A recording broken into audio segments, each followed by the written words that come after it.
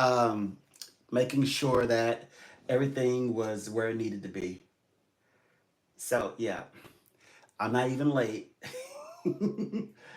So, gosh, I'm so happy to be back on live. And let me get on here properly. Okay, so I'm on here properly. Wait, okay, good. Nice, so I'm here. So good to speak with you all. I'm back. And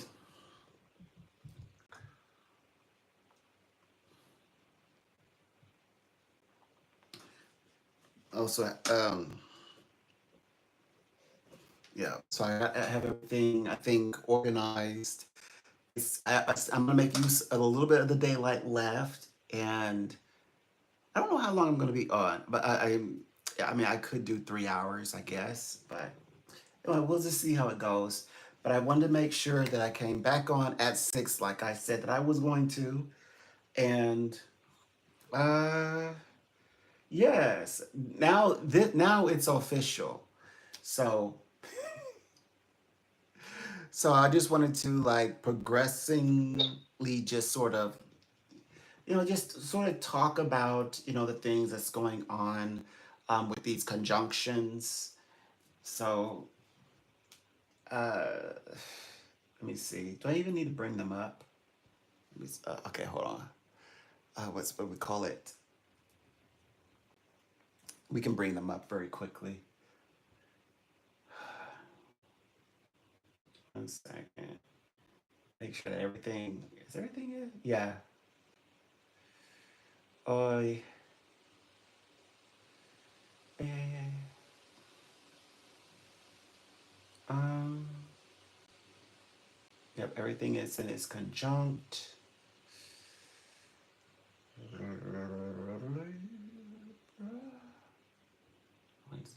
Where's the big? Oh, there it goes.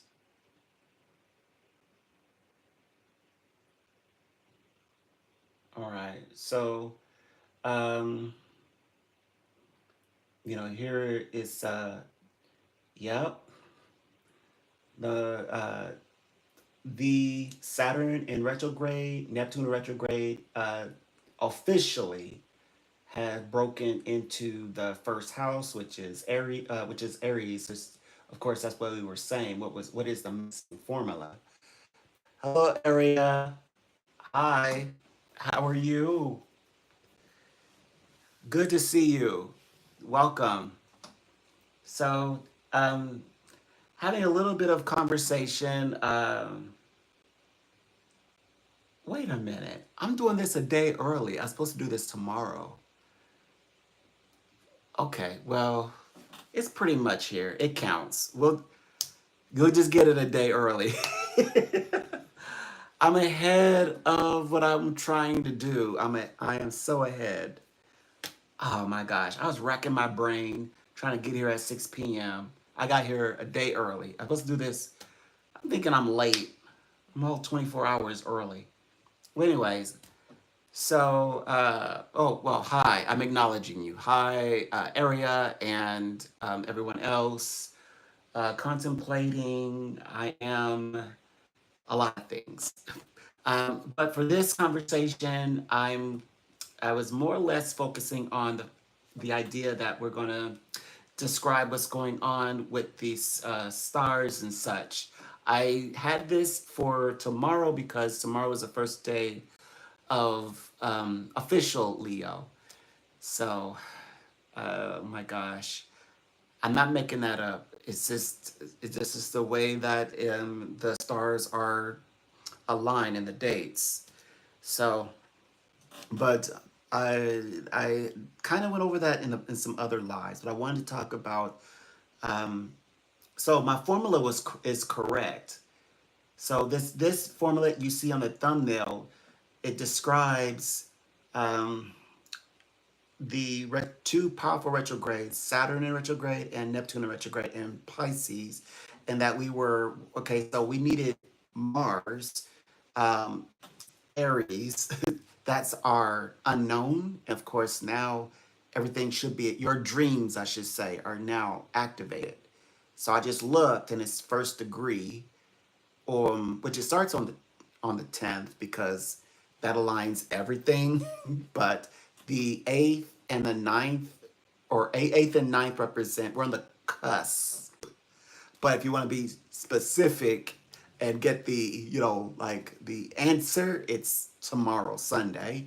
Well, anyways, yeah, we've got the Aries here. So that means our formula is gets an A plus plus. We got an A plus on the formula, and a little extra credit because we didn't have to scope for.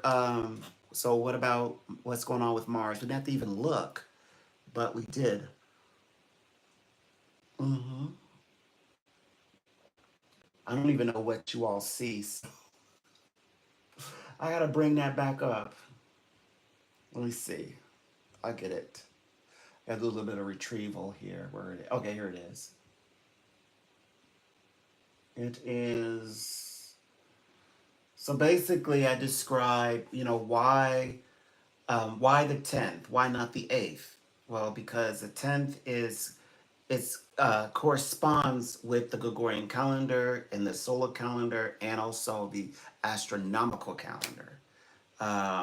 Also, when we finally get our answer of the first part, which is we're looking for August 10th, um, I would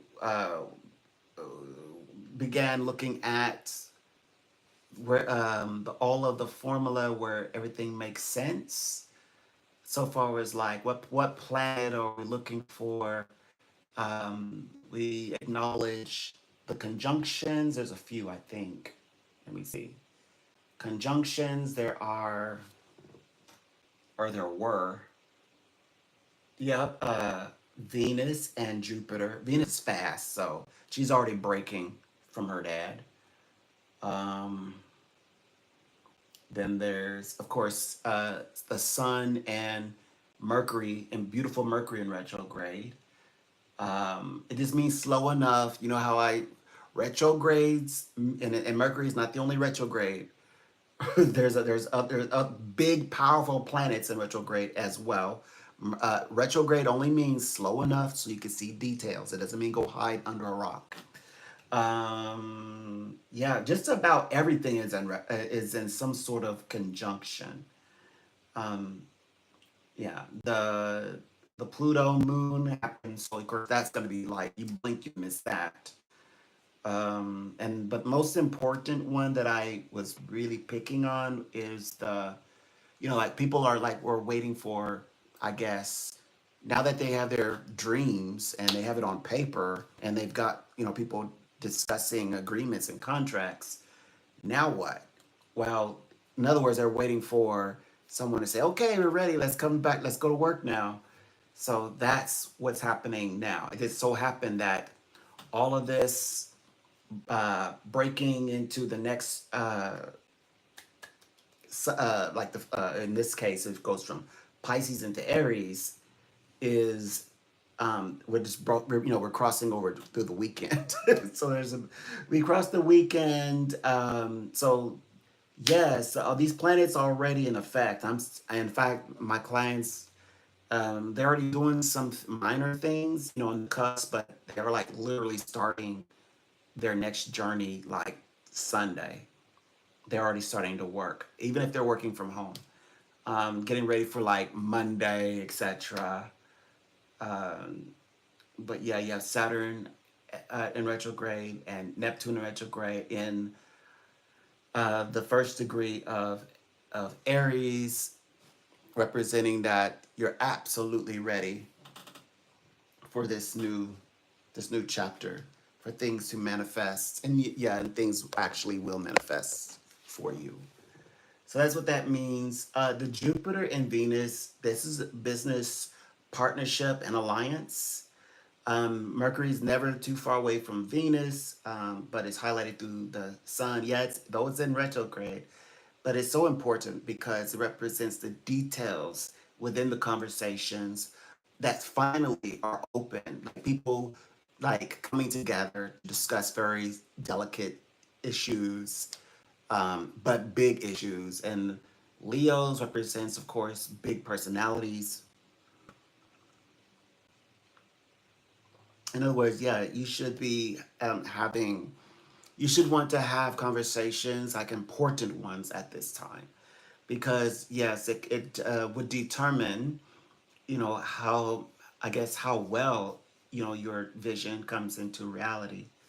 But if I were, like, if you work for yourself, or anything like that, CEO types, business types, anything like that, political types, you definitely will want to have your conversations now, because you can now, like, there wouldn't be anything missed, because everybody's gonna recognize what the other sides are saying, and can act. And also with this fiery space, with the whole Saturn and Neptune conjunct, both of them on retrograde, this is allowing, uh, for people to hop on whatever it is that they're talking about.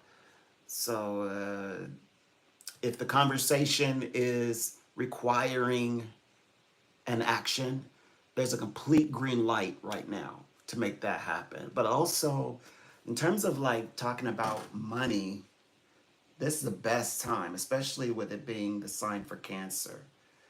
Well, it's in the, excuse me, these planets are in the sign of Cancer, which represents like security. So like, what do you call it? Lasting security financially, partnerships, that are going to be like long term, like 8 months, to like 8 years, years, uh, money that's meant to leave inherited, or like legacy level money as well, favorable time, um, especially in the realm where you're contemplating your home. So, of course, we are noticing very favorable information that are moving in regards to with finances and the future of, I would say, I guess I'd imagine that as the future of your stability. Your future stability is in conversations now, but with potentially that this would be actually beneficial, the way that I would look at that. So some good things are taking place. You know, it may be something that you have to take. You're taking, I guess, take time. You have to take time, to do, but it can, easily, things can kind of just glue together, or come together as they should. They happen in a more constructive way. It becomes more productive. So those are the kinds of things that we are acknowledging right now. It's about having the ability to put together the vision that you want, in order to make certain very specific things come about for oneself. And then once you do that, you pretty much can step into the the ideas that you have. But yes, if we're seeing this, of course, with the world and the way that money is happening in the world of trade, for example, the way that countries are, especially now with that Mercury in retrograde, the Sun vibration that's coming through, allowing people to see very with great clarity and with deeper understanding, because the energies, it's like they've had time to really think about it. Hence the retrogrades. So now, such as like, how do they proceed forward now with the tariffs? What deals can they make? Things like that. So it could be very favorable when it comes to describing the future of your security, for example. These types of planets, and of course Jupiter is basically shining light on these, but it's not one-sided. Yeah, Jupiter will shine light on both sides. It doesn't matter. It doesn't require anyone to be, one or the other, or the green one, red one. They both are are shining. Also, people who are like, it doesn't matter if it's wrong or right, or both are visible. Like I guess Putin and Trump, they want to meet. Last thing I read, they want to meet somewhere undisclosed unto themselves, on a neutral ground, for example. Big personalities in communication, and yes, they're going to meet and confront each other and vocalize to each other or communicate openly in Mercury retrograde. Yes, yes, because Mercury retrograde is not about ducking and hiding under a rock. Otherwise, you might as well, why not do that with the other signs? That doesn't make any sense. Because all the retrograde, regardless of the planet, it just means whatever the symbol, of course, that planet represents, like with the Saturn, and the Saturn would represent your history or your visions and things, like things you wanted to do. That's along the soul level. And then with the combination of the Neptune would be your lifetime vision, long term dream, your life dream, if ever there was. And when now that they meet, and also we were waiting for, like, before I was reading how does it unlock, they both were in Pisces. That's why when you read the formula, you see Pisces, but now the unlocking has already started, as we knew it would, because the closer we get to tomorrow, which is the 10th. So the past few days, they made a joint effort together. So your efforts are not in vain. Like, just put forth your effort, and you will come back and return, and you'll be happy with the results. Mhm. So that's what we are looking at in um, astrology language. Oh, and I already described, because if you notice that on I guess the top of the Gregorian calendar, it skips 11. That's because we're talking about time. And so it doesn't matter if I used 11 or 12. Like, you get either 11 will give you day 30, but there's 31 days in this month.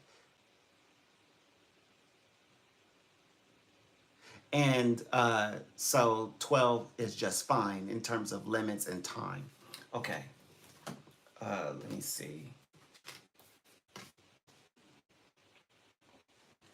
Um, I think I got them all, I think. Okay, so also the do the numbers? Which ones? I think I went with the dates, if I'm not mistaken. Let me see. 4, 6,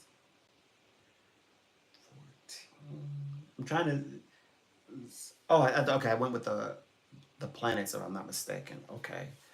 All right. So the Justice definitely represents Venus, and then the Emperor represents Mars.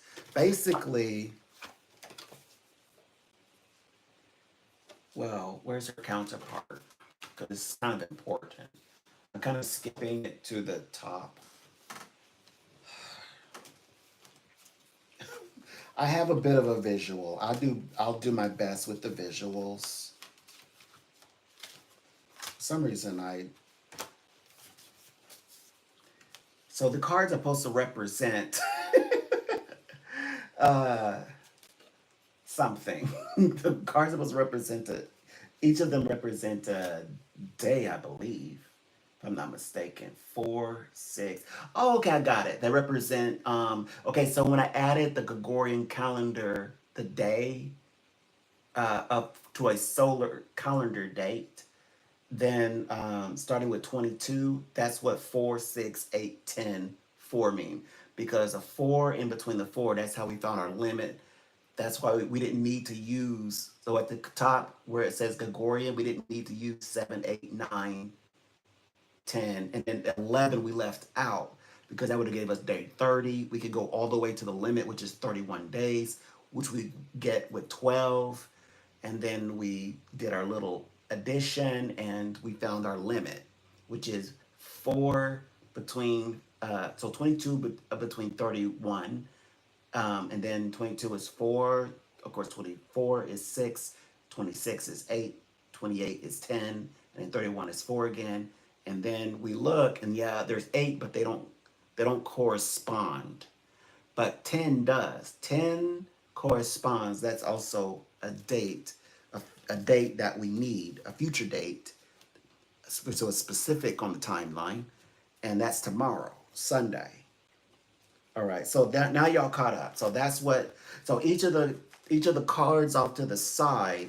That's what Aries and the lovers. They're supposed to represent that. Everything I just said. And uh, and we were looking for, I guess, the symbol for, like, we knew that Mars was going to do something. It was like we just needed to know what. And we knew that Mars, of course, the next part of that formula, that Mars is in Virgo, house 10, and then what it represents. Um, Talking about Pisces, by the way. So, well, as it's connected with Pisces, but now it's Mars. Now it's in. I guess they time, I guess, solved the problem. The problem is solved. Mars and Venus. We have to keep an eye out for Mars and Venus because the closer that Mars and here he is, the closer as Mars and Venus gets, the better, sort of, I guess, things begin to manifest. So like these are the two planets that we have to keep an eye on, as we are keeping an eye on what's going on with between, of course, Ukraine and Russia. If we want to know what's going on with America and Russia, then we just look at the Sun and Mercury in retrograde. Yeah, so that's how I keep up with that information. That's how I kind of know what's going on, how I can feel them out, and how I'm able to sort of cite what happens next. And of course, we can plot even a date, but I usually only say things after it's happened. So everything is pretty much like in language. It's in the astrological language until, okay, now let's see if I'm looking for the Empress. That's what I'm looking for, but I said, well, I might as well get them all. I might need them. And I don't even think I found her, by the way. But anyways, we did get a hold of, well, we got the Pisces, where they're at. We have the lovers. Will the lovers work? Will that do?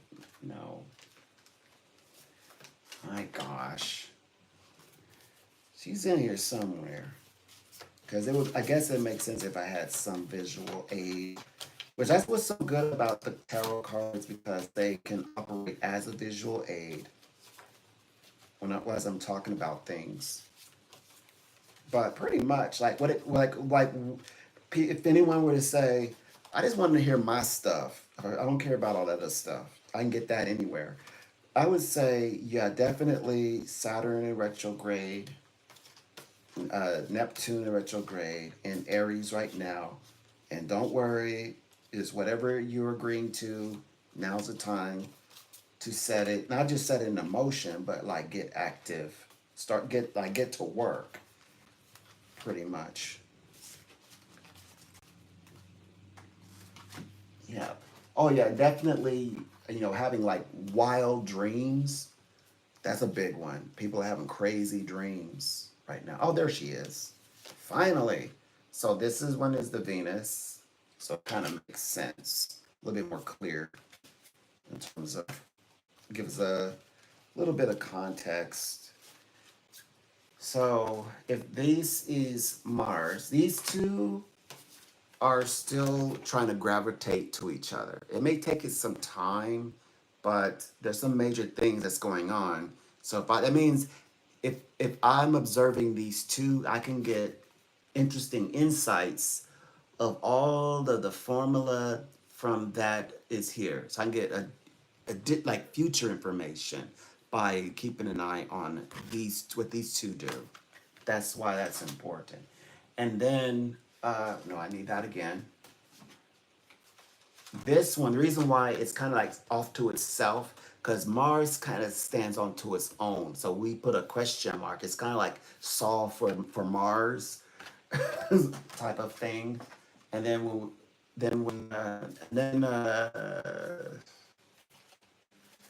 this is the sign for Aries, and the lovers is Gemini. So we were looking at, let me come over here. So we were looking at what's going on with Gemini, and that's of course we find Mercury retrograde with the sun, and then we found, uh, gosh, that's so many. Okay, so then we have the strength card, which is Leo. So we needed to go find, okay, what's going on? Why is Leo showing up? That's because the sun and the Mercury retrograde are in Leo, upcoming by the way, in the future, officially tomorrow. That's that is actually inaccurate. That's why you have to use the astronomical calendar. Okay, so that explains that. Okay, then what's going on with Jupiter? Yes, Jupiter is also doing its thing with Venus, is which is here she is. So Jupiter and Venus are together. She's with her dad, preparing the way. She's preparing her way to meet you know who. You know that's her hubby. That's her man. That is her man. Right now she's a businesswoman. So then there's Pisces finally, right? And Pisces had to move to Aries. That was where we needed the um, Neptune and the. Okay, so it'd be this one and Neptune. That's my gosh. Come on, Neptune. I probably maybe I will find it. Maybe I will not. The stars. Nept. Um,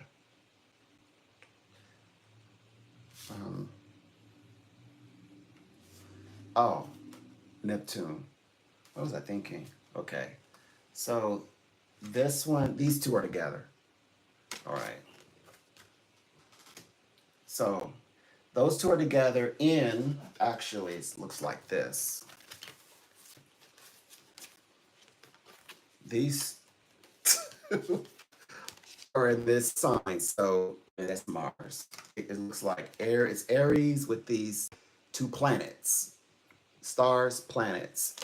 And of course, those tell its own story, astrological story. So that's it. So that's how they're organized. If you were to incorporate, um, with the constellations, with the tarot cards, that's the way that. Of course, you have the formula happening there as well. That formula, um, I know it looks insane, but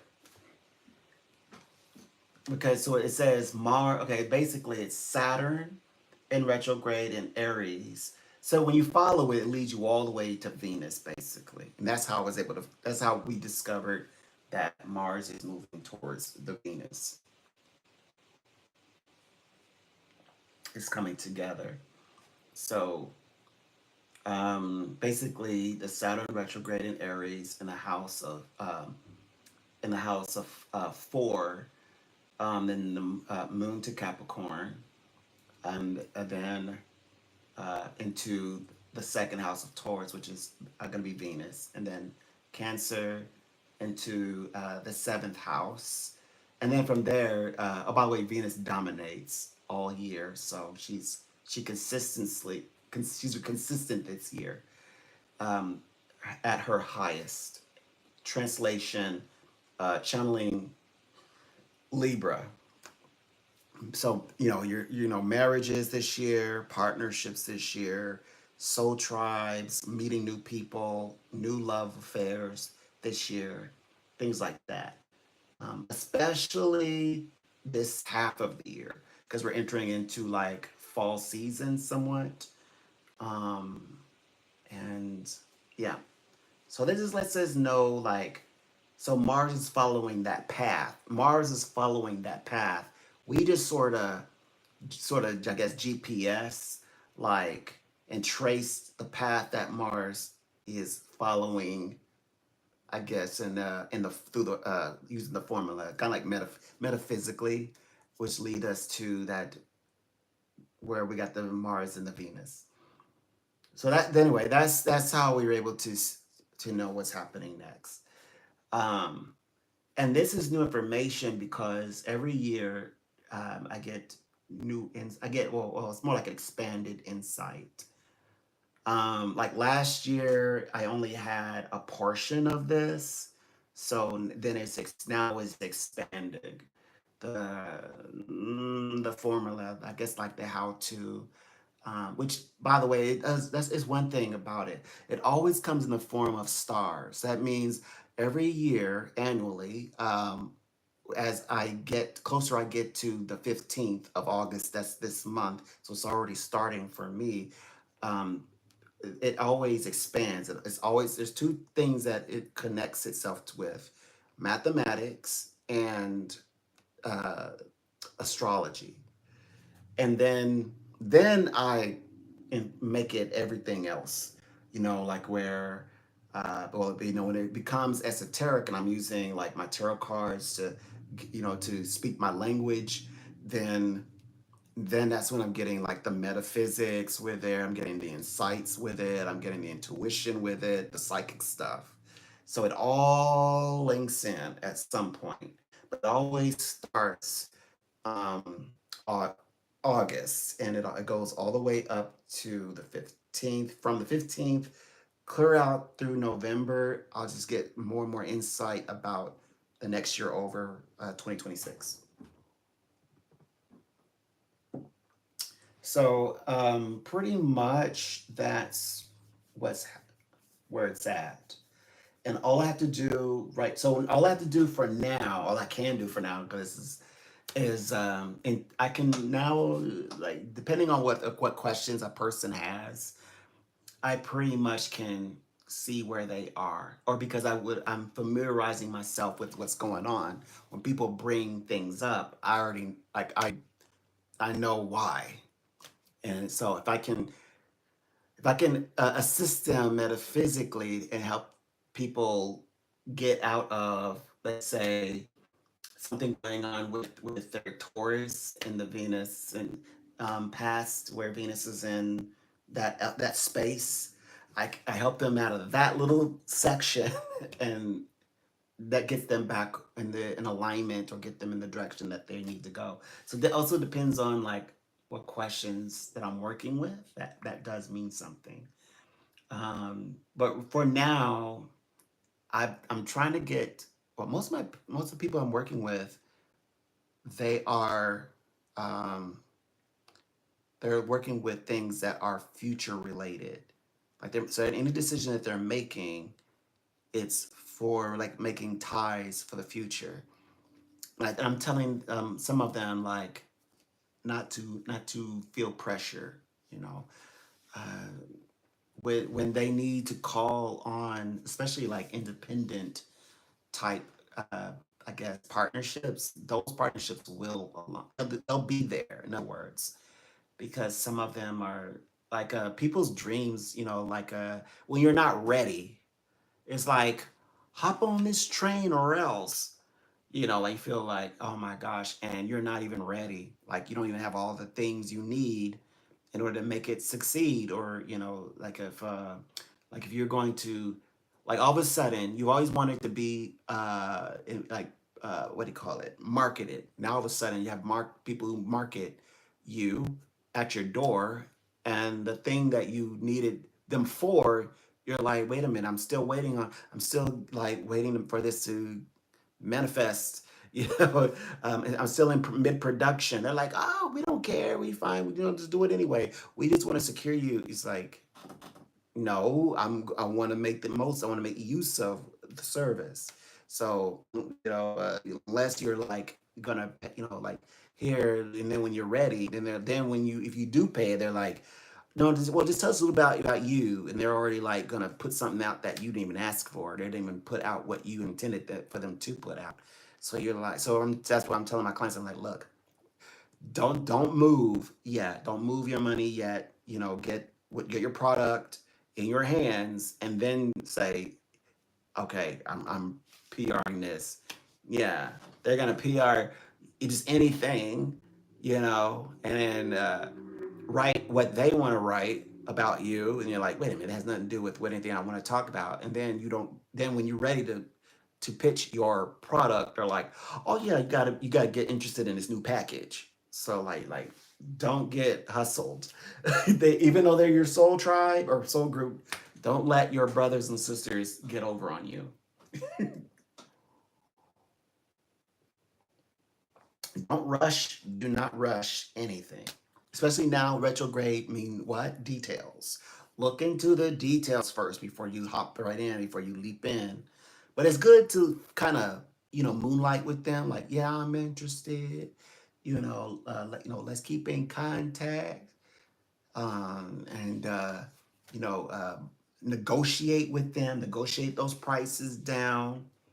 Let them be very concise what you intend to do.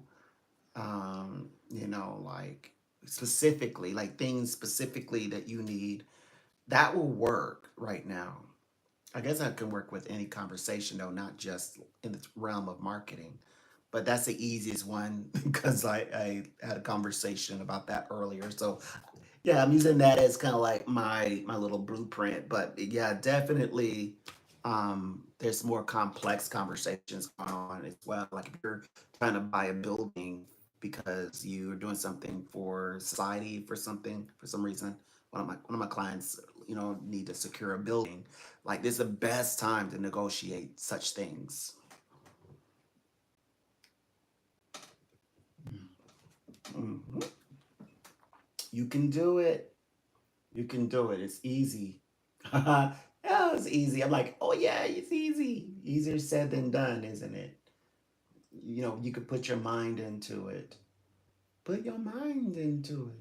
Put your heart and soul into it. No, I'm just kidding.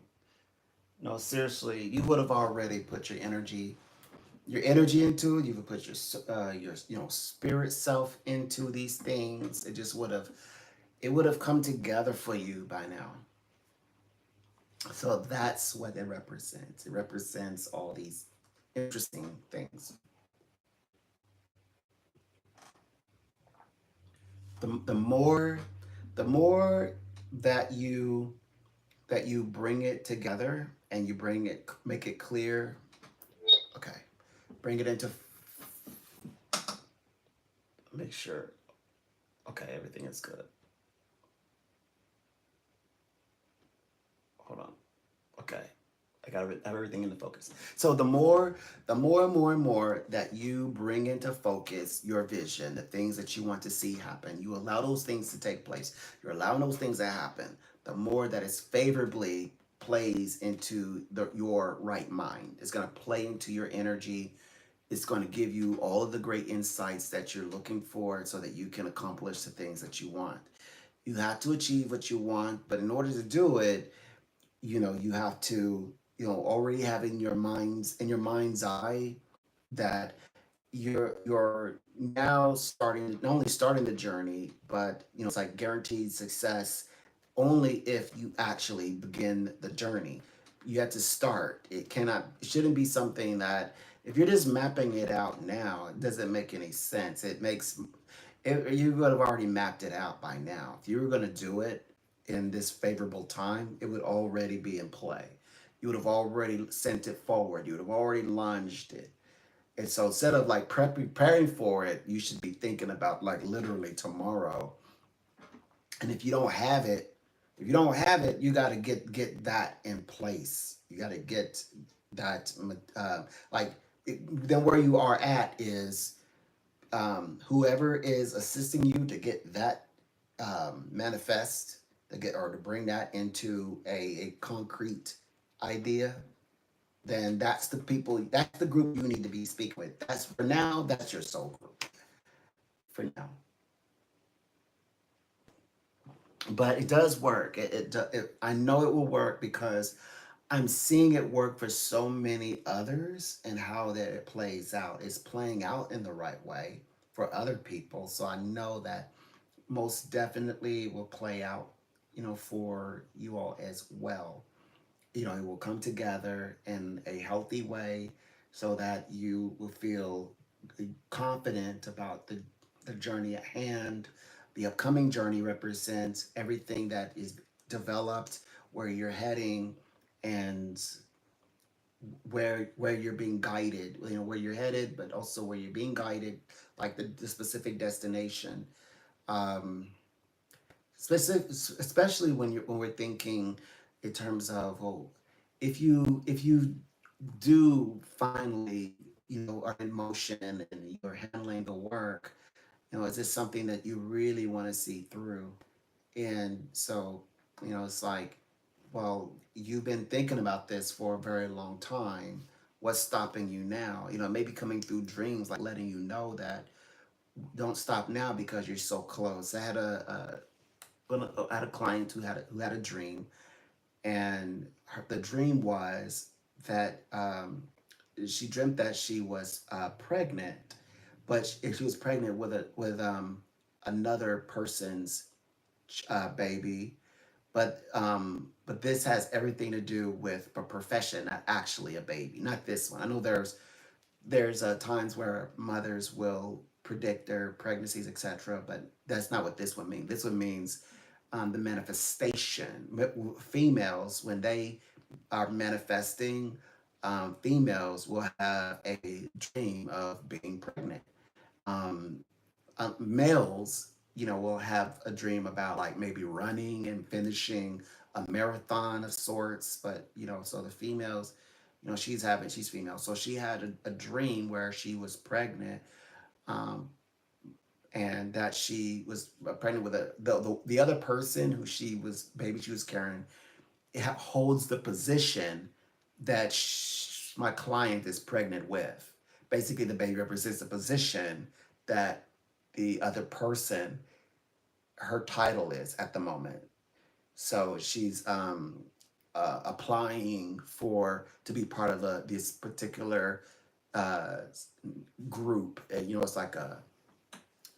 it's like a prestigious thing. And so basically, the dream is saying, "Don't give up. You're so close. Look, you're get like." And she was like, the nurse in the dream was like letting her know, like, "Oh, you're so close. We ran the test. Don't trust us. We run the test again. No, trust us. You're pregnant. We know. Come on, get you here. Like you're ready to deliver. Meaning, don't give up on this. You're so close. You're gonna get to be, entering to this new role, this new title. That's what you're carrying right now. That's what the dream meant." And yes, and um, she understood the connection. She didn't understand the way that I present. Like she's like, every time that I interpret her dream, she always like, she loses it. She's like, "Oh my." So like, what? She never really like gets it uh until like when I say it, it's just all like it all just clicks in, and Yeah, I love dream interpretation. And then, because before that, she was, kind of going back and forth about, I guess, her concerns for approaching um, she had, I guess she had a dream of, since she was, no, she met with somebody she's having, who was telling her, yeah, you got to do this, you got to do that. And she had concerns. And then I was like letting her know that, yeah, these are, you overcoming, like you're dealing with your self doubts, basically. And they're saying, the guides or, it's a special space over there, like letting her know, look, you're so close. Don't throw in the towel. Don't call it before it has a chance to show, to be revealed, to manifest itself. So, but she's, I believe, well, she sounds more strong now, and she's, we're going to talk about some other complicated situations going on tomorrow. Yeah, so tomorrow, of course, tomorrow is the starting date. It's a high vibrational time, and it means that, um, they're going to get active, and I guess so will I. I'm going to be doing readings tomorrow, so that's a good thing. That's good. We're not complaining. Hmm. So, what else is there? So, okay, so everything in that space is in alignment. We even talked about a few things that's going on. Uh, oh, by the way, now the nature of Mars and Venus kind of illustrates that there's definitely going to be some ongoing tension, regardless. Beyond the, I wish I, there were better news. I'm looking for that better news as well. But beyond, it's like this one's going to be a tough one. Like, okay, so our presidency will find it very challenging, or Trump will find it difficult. Like the most difficult groups to get to work together and work on a ceasefire, etc., and one that is successfully accomplished is going to be Ukraine and Russia, and their planets are like right now Mars is chasing Venus, and of course, now the poem, I did a poem, and I can't find that poem anywhere, but I had it. It's somewhere around here. It's in my videos. I can always go just listen to what I said. But basically, I was telling the story. It was basically a blessing, letting like they would have they'd be up to up to their crown with wheat. They never run out of wheat. They have so much wheat, they don't know what to do. That please take this wheat. you know, so that's a good thing. The explosion of wheat, yeah, his ground became very fertile. That was the way the poem is also written. Is written as from the point of view of the Greek gods. It was Mars, Aries, Venus, Aphrodite, and Hephaestus, and the iron. That would be Russia. Um, okay, Venus plays a dual role. Yeah, she plays a dual role. She can represent certain aspects. I would imagine just as Mars can as well. Mars can also have certain aspects, but Mars representing usually Mars represents historically Russia, but Mars in this case represents actually Ukrainian because okay, first of all, in ancient times, Mars actually represented the farmers and also represent like herbs and and originally represented herbs and things that were planted. So things that are like the act of planting something. In fact, Aries was born from an herb, and we always like to say the good one. It was born out of the good herb. Hera wanted a son, and but created one from an herb. We always say the herb because he's lit all the time. And then, of course, the Venus, their love created this fertility that brought about all this, this fertility throughout the land, like wheat and etc. And then the Hephaestus side was like the one, kind of lurking, and like looking, and the envious eyes, and iron. So definitely, okay, all of that, what I just said. um, so up to date, it's like Mars and Venus are trying to correlate. We know that the planet for Hephaestus is Vulcan, by the way. Um, but it just means that, yeah, it'd be a bit of a challenge. They're going to be under, maybe they'll be the longest group that's under some kind of duress, or unrest for a while. Like everybody else gets a peace except for these two. Like out of the two between Israel, like Israel will take care of Hamas, like make sure they have no government power. They don't deserve it. Hamas does not deserve governmental powers over Palestinian people. No way. So like that would probably get resolved before uh, Ukraine and Russia situation gets resolved. It would be amazing if if everything just got resolved, like different countries are just popping up, ceasefire deal, ceasefire deal, ceasefire deal, ceasefire deal. Perfect timing, however, for the conversations to be had with, between Trump and Putin. So I'm definitely, can't wait to see how that conversation goes. And I want it to happen, and I want to match it up to the stars and see like how they correlate. So that's what I would love to do.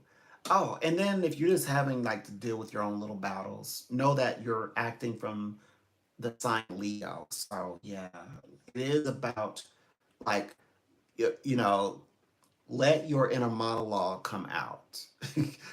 Say what it is and say it like it is. Be expressive. Stand like that fiery side. Your inner lion or lioness will say, "Speak up." Speak up for yourself, and you'll feel that great urge, that urge calling you out to say something, and you will let out a little roar. Doesn't matter if you're probably like, I'm the most quiet person in the whole wide world, and then you like let out the biggest roar in the entire room. So just go with it. It's okay. And oh yeah, in Mars is kind of out there doing its own thing, and you got to keep an eye on Mars because Mars is like static. So yeah, troublemaker out of nowhere. So you got to also like, oh my gosh, like that. What's that trend? Who said that? Like you say ominous things, and then you're like looking around, and that ominous music's playing. You're like, ooh, who said that? Like, ooh, who said that? Who did that? That's Aries vibes. So definitely, um, you will want to, you know, not wait. It doesn't mean not be like respectful and be like, handle yourself with integrity, but it definitely like don't try to. There's not a time when you be like this little light of mind and you're like hiding it. It's the other part of that is let it shine, let your light shine. So that's what you're gonna want to do. You're gonna want to do that, or risk it coming out. It just come out on its own anyway. Like you're gonna say, "Gosh, that would come out at the oddest times. Like, why did that happen? Right? Like at this moment. Like, why did that take control of me like that?" Yes, you've been putting it down, putting it down, putting it down. People kept picking at it, picking at it, picking at it, and of course, it finally said something. When you've been calling on it to say something all this time, and now it finally had. Now you're like, I don't like how I sounded. I don't like how I said that. Well, it's universe will applaud you. Universe is like, good, you said something finally. Good for you. He's finally speaking up. So that's nice. So that's what's going on with the stars and what all this means. So I just wanted to like clarify and kind of talk about it, and give the now I think I've given the full breakdown pretty much. The breakdown is complete. You know what it is, like what to expect, and how things will become better. It'll get better and better and better and better, better and better and better and better. So we'll just continue. We'll continue on the journey and um, actualize our reality, and we're not hoping for the best, right? We're not hoping for the best, as in wishful thinking. When we say we're hoping for the best, that means we're expecting the best. Now you can say it that way, but you have to know the intention. We're hoping for the best, which means to expect the best. And let's look up hope, by the way. Let's look at up real quick. So when they use hope, because people frown on that word, because it's equivalent to wish, but it says a feeling of expectation, the desire for a certain, means a specific thing to happen, a certain thing, a specific thing to happen. So hope is a strong word. It really means something. Hold on. Yeah, okay. Jupiter, stop violent crime in Washington, D.C. That's an announcement. Things like that. That's pure Jupiter right there.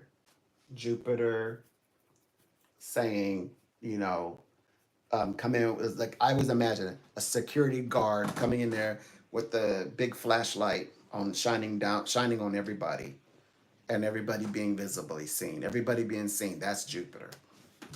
So that's some good things, to look. I guess to look forward to. Look forward to these things taking place underway for the right reasons. So good things right away. Good things are on the way, transpiring. Make happen. Make happen today. Make it happen. So that's what we are dealing with. It's a very good place, or a very interesting place where to be, I guess. Right now, it's just so convenient the way that the world life, just comes together so seamlessly. I like to think of it as like a puzzle. It reminds me of like just pieces that just need to be sort of like fit together. And when you fit them all together, then how seamless that they come. Of course, they make a beautiful mosaic, beautiful picture, so that you can see it, and it's just gorgeous to look upon, and everything that you ever imagined what it might look like in dream or in daydream, um, in your or day vision, day vision. When you're in a day trance, a waking trance, as they say, and the when it's describing, okay, there's a difference between two types of dreaming. One is a trance, and then one is like dreaming while asleep. They call it a waking, like a, let's call it. They use the word trance, or being dreaming while awake. But the word that, of course, is used is trance. Of course, you can only find that if you interpret from the uh, Hebrew into English. And then from the Greek into English, you can see the differences of when they're describing someone who is sitting in an upright, in a trance. There's a few examples, and then there's people who they were actually asleep, and they had and was sent some kind of a vision or dream. Um, those who are like dream interpreters, as myself, um, and well, anyways, that becomes actualized. Oh, by the way, Pisces, Neptune, that's all about actualization. So realization, Actualization is applied to Pisces. So that means in order to achieve the actualization or realization, you have to have perfect information. That means you have to thoroughly know, knowledge wise, your situation before you can experience the actualization and realization, which that is, but once that happens, then of course you will know what, like what, how to act. You'll know how to act, which, so that's because we already know where what it's like 1 degree in. Now these are big planets, and big planets like that can stay in 1 degree for a few days, sometimes longer. um so yeah, we had just recently, when we did this one, that was like earlier this week, we did this formula, like around the 6th. So, and that was, it was like on 29. So it skipped an entire degree. Like it went from 0 degree into the first degree. So it went from 0 to like 1, went from like 29. So like 3 degrees in a few days. So yeah, that's a huge leap for these big, massive type planets. Their planets are huge. These are like they would call them the omega planets, um, and with powerful influence. It take a long time, for us to catch up. That's why you talk about the return, the Saturn return, a lot. They bring it up, and when people think of Saturn, much like when they think of retrograde, it's like, oh boy, and they like, thank goodness, it only happens once. So yeah, so this is definitely like a very unique moment that you would say, yeah, one of those situations that only happens like this doesn't happen 2 times in a row. This happens one time. Like one time, you may have tried out, didn't quite come make it through. Maybe you couldn't get that plane ticket. Whatever happened, and then like 20 years later, now it's resurfaced again. It's like, remember you wanted to do this, now you can. Nothing's gonna stop you now. It's like, this doesn't. It's like not every day. It's something special. Like a very special timing, and it does not happen too often. Like this is that one time. You better take it. You won't get another one. So yeah, it's like now or never. Now or never. Time waits for no one, sort of kind of thing. So yeah, but I'm definitely excited for um today. Well, tomorrow, but today. I'm saying something I should be saying. Because I should have done this entire live tomorrow, but I'm ahead of myself, so I'm okay with that. So I came in a day early and I did this. Well, that's crazy. Either I'm way too early or I'm way too late. I got to get it right. I'll get it right at some point. Hmm. So yeah, yep. So it's definitely, I guess, uh, like you said. So everything is going to add up as it should.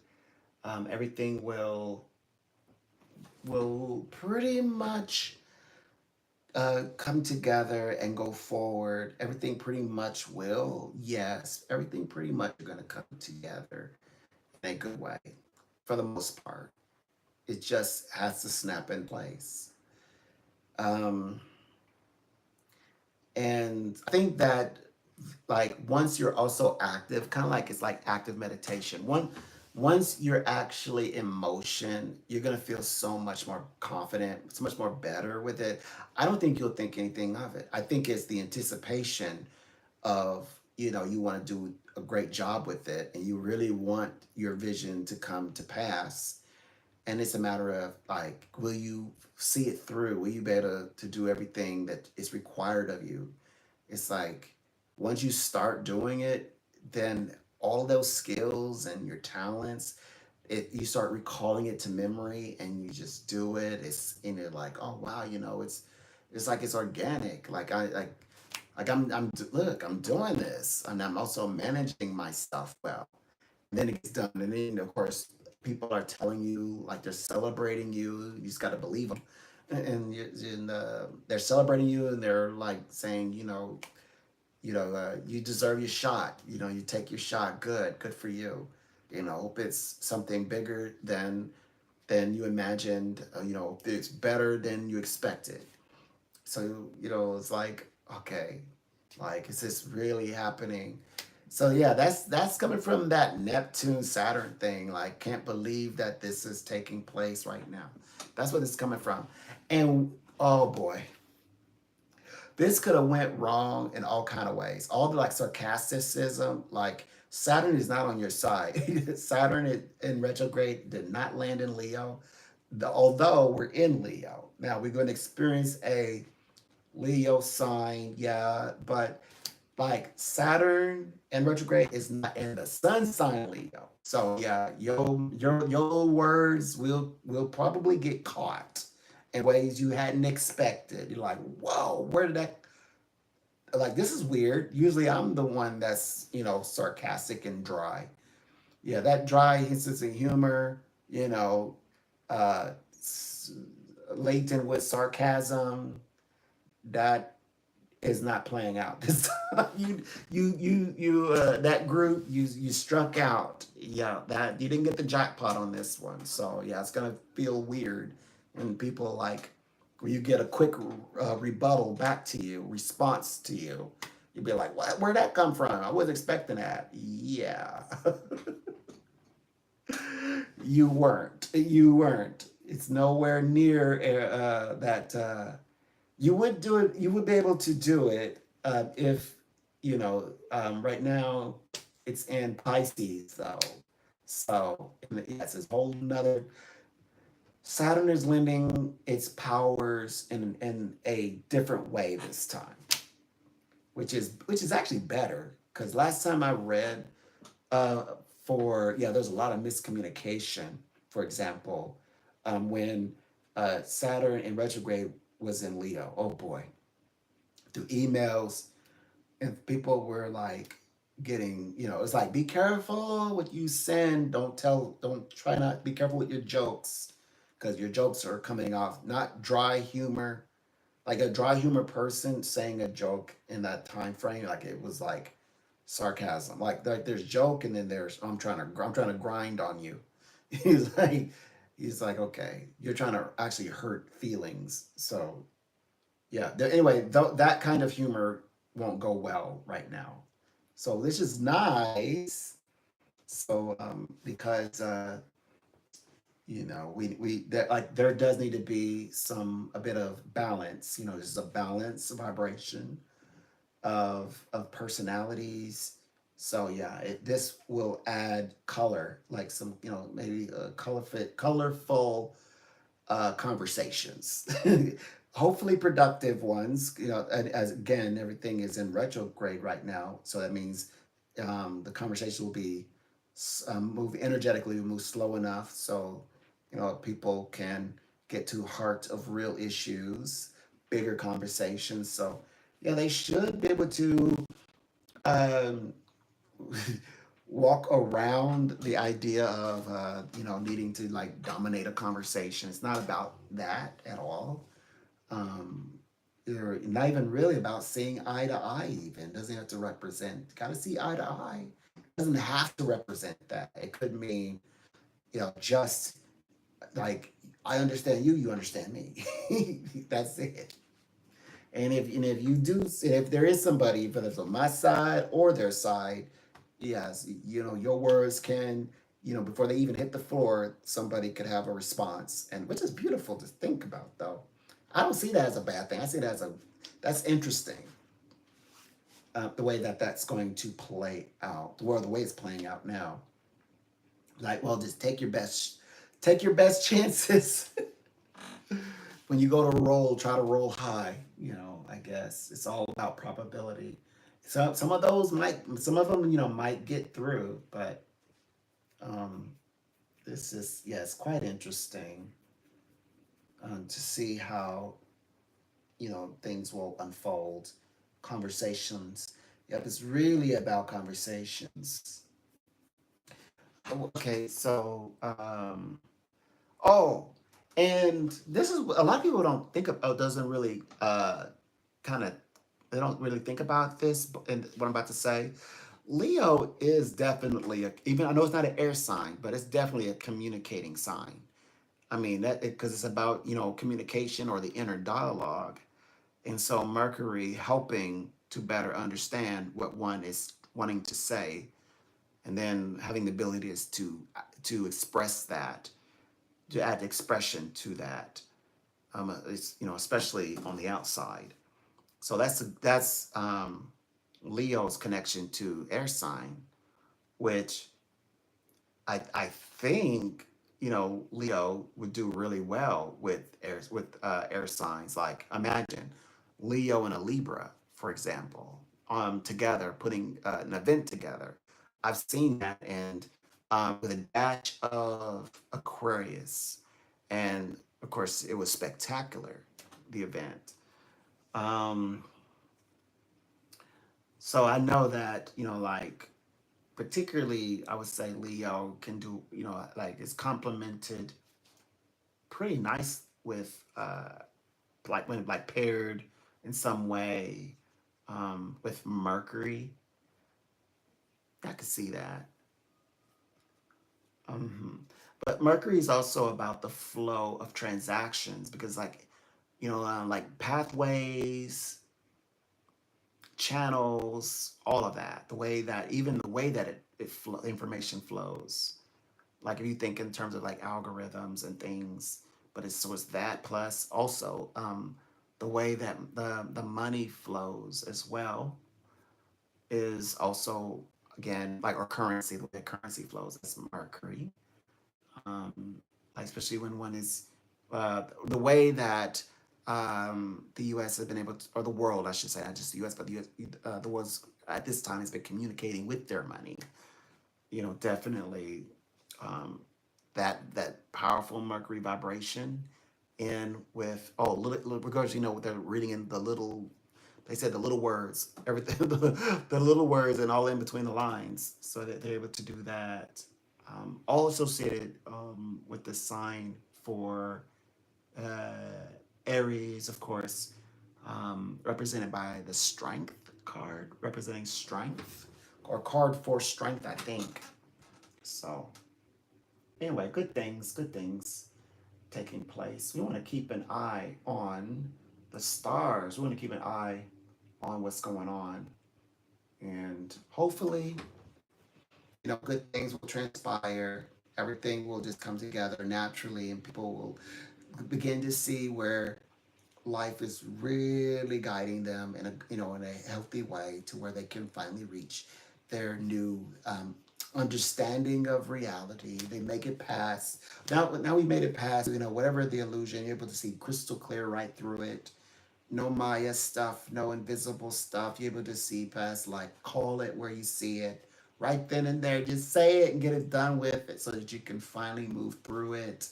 It's better to move through it, allow that fire, that Leo is lending, to burn right through these, what if it's the wires, tape, whatever it is. Hopefully nothing toxic. Hopefully you can get out of through the toxic, like clearing the brush. Things like that. Definitely for sure. Allow that inner Leo vibration to help guide you through the brush, to guide you through the thickets. Get through, and the faster you get that done, the that you can finally, as you say, move on, move forward, move on, progress, transcend. Transcending is so important. You know, involution, meaning inside. There's Eva, then there's involution, involutionary type growth. It's very favorable. Um, because again, that Leo vibe that we can tap into, allows you to burn away all that debris that doesn't belong. Yeah, before anything real has a chance to like settle in or set in. You don't want it to set in. You don't want to wait too long. Let it like linger about or not anything like that. You don't want that. It's better for you. It's good for you to be in that sort of in that headspace, I guess. Um, oh yeah. Okay. So we talked about like, yeah. Obviously, if you're doing anything public, anything with the public, this is definitely good. It's a good thing. So public stuff, um, public stuff, or anything that like anything you're doing on the stage or platform, podiums, anything like that. That's always a win. So I'm pretty sure that you'll maybe see something that you've not ever seen before. Maybe like what you're experiencing and how you're settled into those types of space, creative spaces. By the way, creativity in terms of like writing. So if you need to write, favorable time to write. Even I am getting a lot of signs about needing to write a lot more. I definitely need to become disciplined in writing more. Um, Writing comes natural to me. I have published material, published poems, featured published poems at that. But it's not something that I'm like, I like at a very specific time and date. I sit and just do nothing but write. The way that I write is the moment I get a piece of information, immediately record it in one of these type of journals immediately, and or draw it out or whatever. So I always keep lots and lots of these around because I never know what I'm gonna need, what I'm gonna talk about, what I need to draw out, map out. I never know. So I keep lots of those so I can just write it down as it comes to me. Um, yeah, but I like that's the way that I write. But now it's like, okay, now it's sort of like writing in demand. I guess people are like demanding. So I'm like, oh boy. Um, yeah, it's a bit tricky. I'm like, okay, so people are gonna demand that I do this, that I write for them. So I better do something or write something for people who they really need it, and it's universal. It's like, like not one person over the other. So I don't. I can still do personalized. I guess when I write someone personally, I can do that where it's uniquely only for them. But I decided that I would do that if the client or someone shows interest in like receiving that. Although they'll receive it, they like it, and things like that, and they read it and they say thank you, and this. But I'm like, I don't want to do like I don't want to do like a hundred of those and see what kind of feedback I get. I don't know. It's always going to be positive feedback, but I'm like, no, do one, not one fits all, but do something like universal, timeless. Something like what they need, something that's happening now, a change right now. Speak on that about a paragraph, and then see what they connect. If they connect with it, then I can move accordingly. I can answer them or not. So that's how I'm doing it. That way I can focus on, yeah.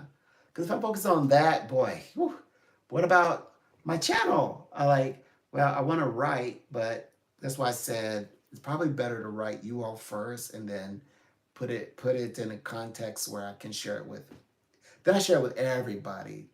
So like I wrote something about this subject and I shared it, and feedback's great, and I got to share it on my channel, and now I'm happy. So that's the way that I'm thinking about it right now. Like, yeah, because I really like writing. I think writing actually is very sensitive to me. It's something that I do, but whenever if I'm writing something to someone, it's trust and believe it's important. I really want them to know this and remember it and to be able to recall it, and where I can go back and look at it like, see, look, this is what I wrote about that. So I take that very serious. So I don't want to just like dispense writing to just anybody. Like I want to like know, I guess, somewhat who I'm writing to. So yeah. So that means when if I were to, if I write you all, or if I wrote something like something unique for you, yeah, that made it special to me. That means it's special, and I will take it serious. Of course, I take all anything that I write very serious. Sometimes it's because sometimes predictions can also be a part of it, because when I go speaking about a very specific date and then I'm like, oh yeah, by the way, let's look out for this should be interesting, I think you'll like this, and it should be interesting, what you can talk about in this, in this particular time frame, and then it happens. Then it happens. And I love when people reach out and say you're absolutely right. um, wow, the person interviewing me actually is a male. That's that's crazy. Like something very like out of the blue. Nothing like crazy out of the blue. I mean like something that you wouldn't even think. Well, it's not even a big deal. Who interviews me? Will I get the job or no? But then it's like, well, first of all, this male, he's going to be a male who interviews with you, who's going to absolutely enjoy the interview. And that's like really like with that confidence, like, oh my gosh, this person, like, the spirit is right about these little things casually, then like give it your all. Put the pedal to the metal. Get the interview done. That's the way that I think of it. Somebody was like trying to make a big deal out of the idea of me being correct in my information. I'm like, it's not about reason why I'm saying these things is not to be correct. It's to help guide you, connect you with the actual person or the actual contract, the actual yeah. So sometimes people are like, oh, you said that. Oh, you were right. Well, it's not about me being right. It's like it's almost like the only thing I can say to that is I'm doing my job like I'm supposed to, or like what you want me to do? Be wrong? So it's like I don't even know how to respond to that. So I just say, look, I'm gonna try. I'm just like that so that you can connect with this better, so you can connect with the person, so you know exactly where to put all your energy into. So yeah, but yeah, getting getting much more, I guess, mm, much more, I guess, grounded. I think for some reason I feel more grounded with in my deliveries, but also I know that I get better and better every year. I get new gifts. My gifts expand, but I just feel like the conversations are just flowing better. Um, Now I can feel it. I can sense there is an improvement. It may be because of the level of readings, because the more, I guess, sophisticated or complicated my readings become, the also I notice the better I get. I also feel like whenever I read, like read a book. I mean, when I read a book, and then I go to do readings, I do feel like my information flows better as well. So I also noticed that. I don't know if you should try it. If you're a psychic, or if you read tarot cards and you're like, you know, you've never tried this before, like read a book or read passages or something, and then read somebody and see if there's a difference. Like for me, I definitely can see a difference. Sometimes I feel like my thoughts, like if my thoughts feel like they're just jumbled or like I'm having to go the extra mile to grab words. All I have to do is just stop for a moment, maybe shut it down, read a paragraph, and my thoughts will align. Yeah, that line. I mean, I've not needed to like deliberately shut down and go read a book, get my thoughts together. But I find that reading something before doing psychic readings really does help. But I also have to say, I'm also claircognizant. So being a claircognizant person, type of psychic, that's my hidden gift. But it seems like to be like it's a very strong gift that I rarely talk about. It's more like people talk with me about my clairvoyant abilities, but the claircognizant is the where you get knowledge. It's like insight for knowledge before you research it, before the research. Then when you research, it enhances the research, or you know what to research, and sort of psychically or unknowingly.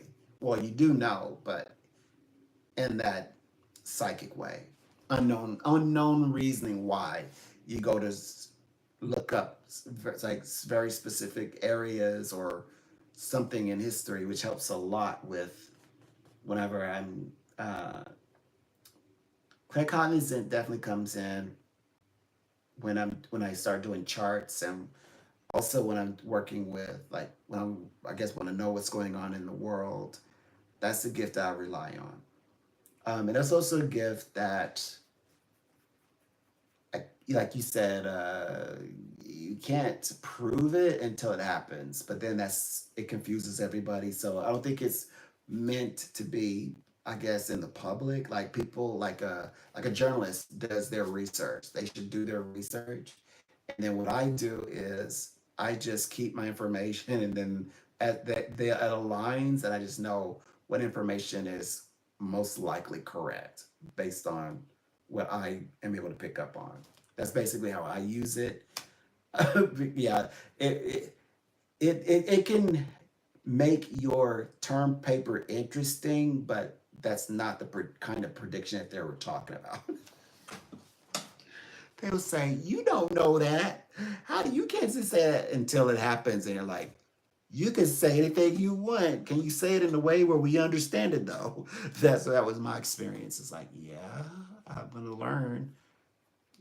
And then when that experience happened, the professor sat me down at their side, and we talked about all the different styles. Like they making sure that I understood all these different styles and ways of, that's when I began to be taken serious for my writing. So now I incorporate those different types and styles of writing to express uh, my psychic predictions. It helps a lot. Definitely helps with that. Yeah, they all connect. Yeah. So yeah, I'm gonna definitely keep growing in that regard. I'll keep developing and getting better and better and better at this. Yeah, it will, I guess, take time. It will take time, um, more or less, to bring it all together, um, for it to come together the right way. We want it to come together the right way. Um, but I think that one week, hold on the calendar. Well, I've been saying 6 days, but now we're starting on Sunday. But so 5 days. Um, some okay. The farthest out has been, so if there's 5, 6, 7, 8, 9 days. So 9 days. That's roughly kind of like a week and a half, some almost. So anyway, however it goes, about 9 days, 9 days out, 10 days out. Like it's like on the 10th day, which would be a Wednesday, but not this upcoming Wednesday this week, but the incoming the next the following Wednesday next. That Wednesday is when I was. This what makes it even more cooler. I can read certain future situations based when I'm reading someone else. So basically, by reading someone else, I discovered that. So we wake. So it's like it's Tuesday evening, or it's midnight. Pretty much Wednesday is like confirmation on everything is not only active, but we actually have a full on, you know, now like I guess money's being made more or less, or you're going to get the money elements, the money to happen and things like that. So that's when's not this upcoming Wednesday, but the next one, the week after. Um, so that means the next 9 days, any kind of agreements being negotiated, we're looking for uh, we're looking for outcome of sorts. We're looking for some type of outcome. I'm also getting other in messages that's coming through. They're like, wait a minute. I feel like there's going to be some turbulence from,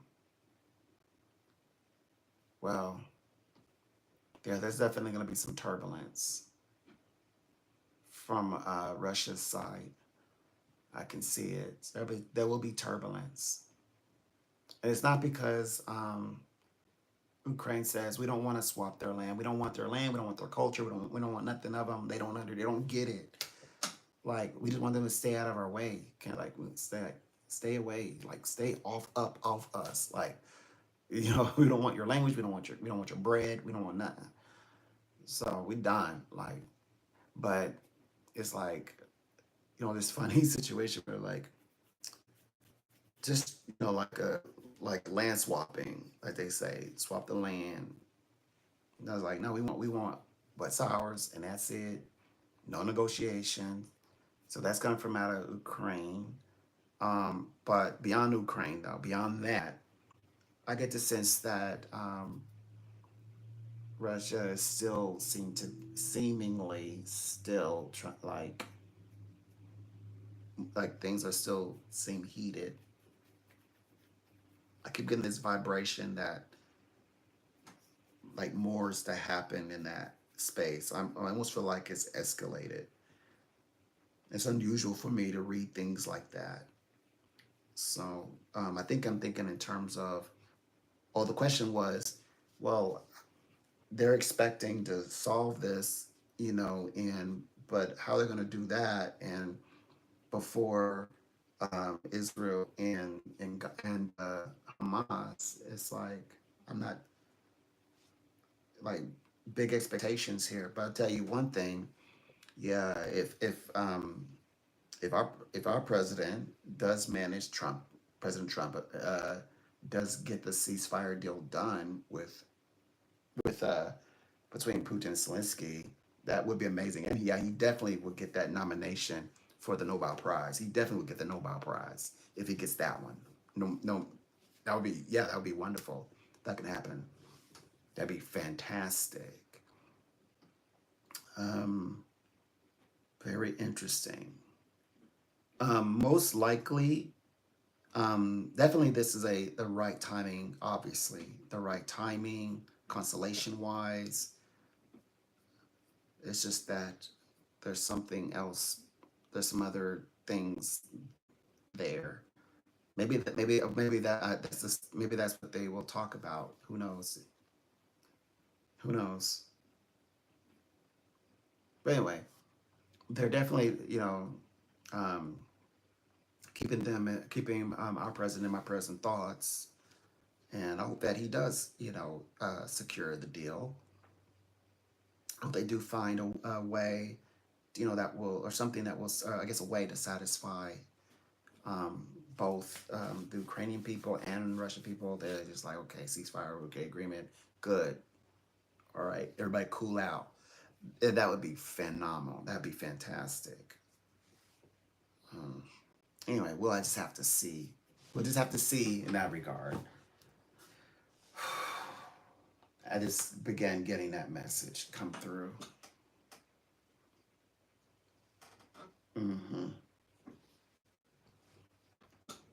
But I do like what they said a little bit more, um, like, uh, I don't think nobody would have called that. I don't think anyone expected for Trump to say, you know, like, like we don't worry, you know, about us, sort of, Putin. We will take care of ourselves. I don't think people were expecting that. I think people are like, what? So I do like that. Um, I do like that. Um, because it kind of cleared an old conversation there. People keep trying to equate Russia with America in some funny relationship, but right now I'm like completely over it. I'm agreeing with the world. The world seems to want to play the game of Monopoly. They want to talk about money, making money. Like I'm on their side. I'm like everybody's like, come on, peace deal already. Let's no, let's play Monopoly. It's like everybody's like Monopoly. Everybody's like in agreement. Monopoly, Monopoly. Everyone's playing Monopoly. And then here we got, it's like then you got like just one that's over there doing backflips. He keeps doing backflips. Won't come out and sit down and play. Keeps running around and doing backflips.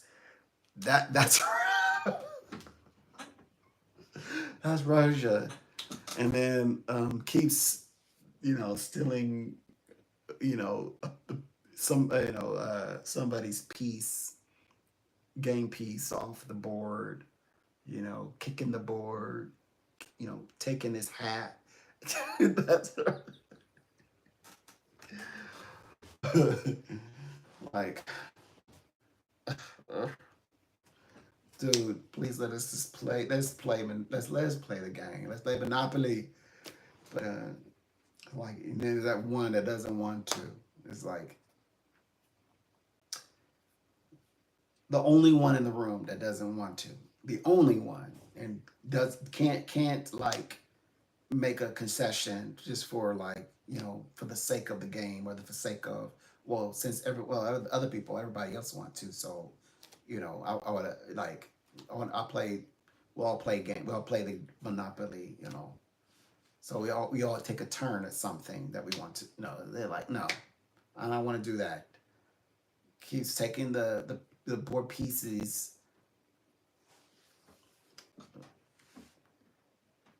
and then Ukraine is at like a Zelensky, like chasing. They chase each other all around, wrestling, kicking the board. Gotta like adjust it and get it all proper.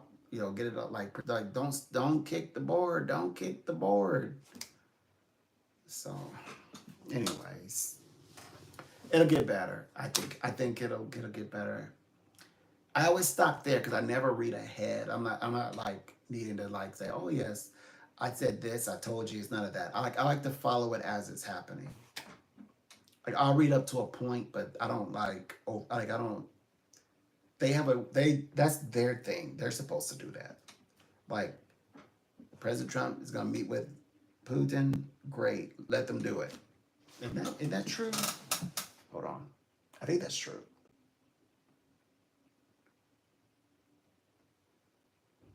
The rise, yeah, our country is transforming before our eyes. That's true. That's a quote from paraphrasing Trump. Yes, our country is. Okay, hold on. But let me see. He says Trump to meet with. He says, uh, wait. Trump announces Putin meeting. Okay. Trump will meet Putin in Alaska for Ukraine talks next week. Perfect. Meet with Putin next Friday, actually. perfect. That's still within the time limit. 6 days, exact, perfect. So that's what I'm talking about. Action, activity, do it, do it, make it happen.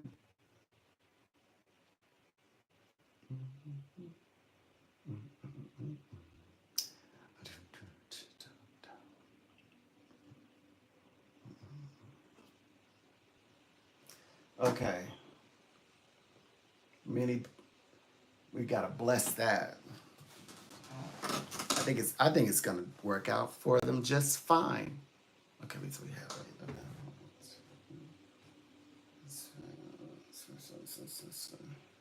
okay.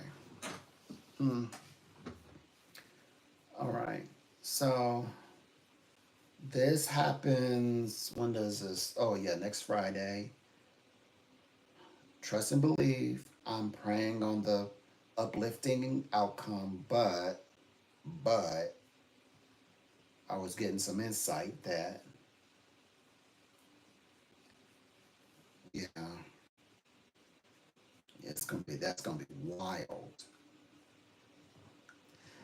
People are gonna be losing their minds on this one, and they are gonna drive everybody crazy. They have the meeting. It's on a Friday. They take the weekend off, so they gotta wait 48 hours to hear about what happened. I'll tell you first thing in the morning. Maybe. Oh yeah, they're gonna be losing it. And I wouldn't say anything until after when they say it, then I can say some stuff.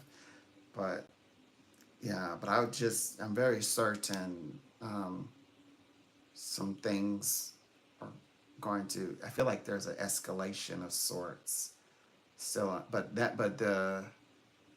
why in the world does it feel like it's coming from Putin's side more than Zelensky's side? Zelensky just said no deal, to conceding land or land swapping, and the other one is um, but Putin's is more like this is more like the feeling of I gotta see this through. I gotta see this to the end. That's the vibe that I got from yeah.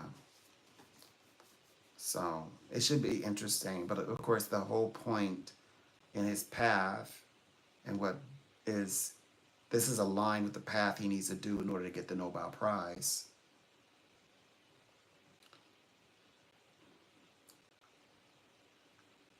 Hmm.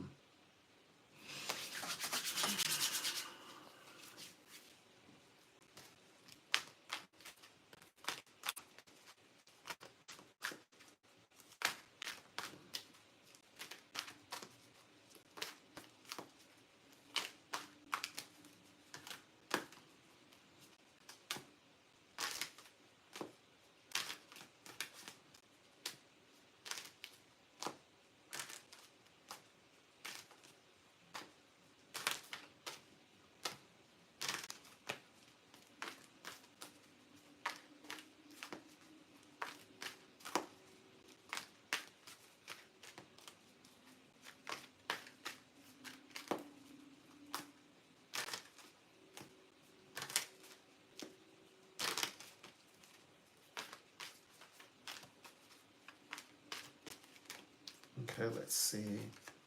So this is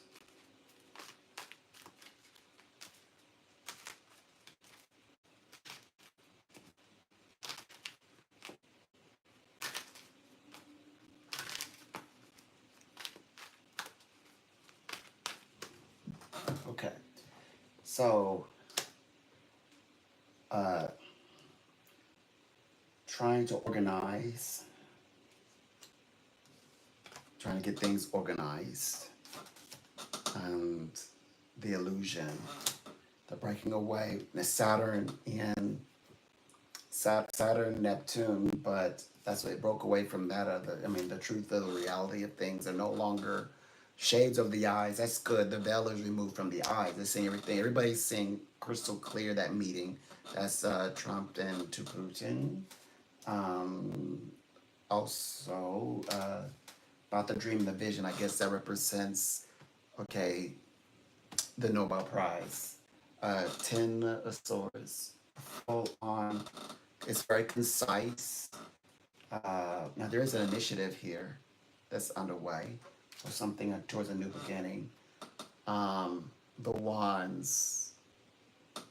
The wands also represents the fiery element, the mediator. So usually the Trump represents the king of coins, but this is him as the peacemaker, the mediator. Of course, he has this one. This is the Pope mediating between two, uh, the whole high man, the low man, societal, the rich, the and the poor, etc.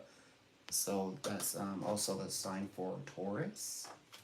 By the way,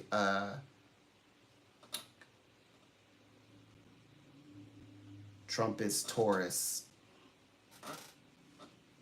not Gemini. Okay. And then JD Vance is the sign for Cancer.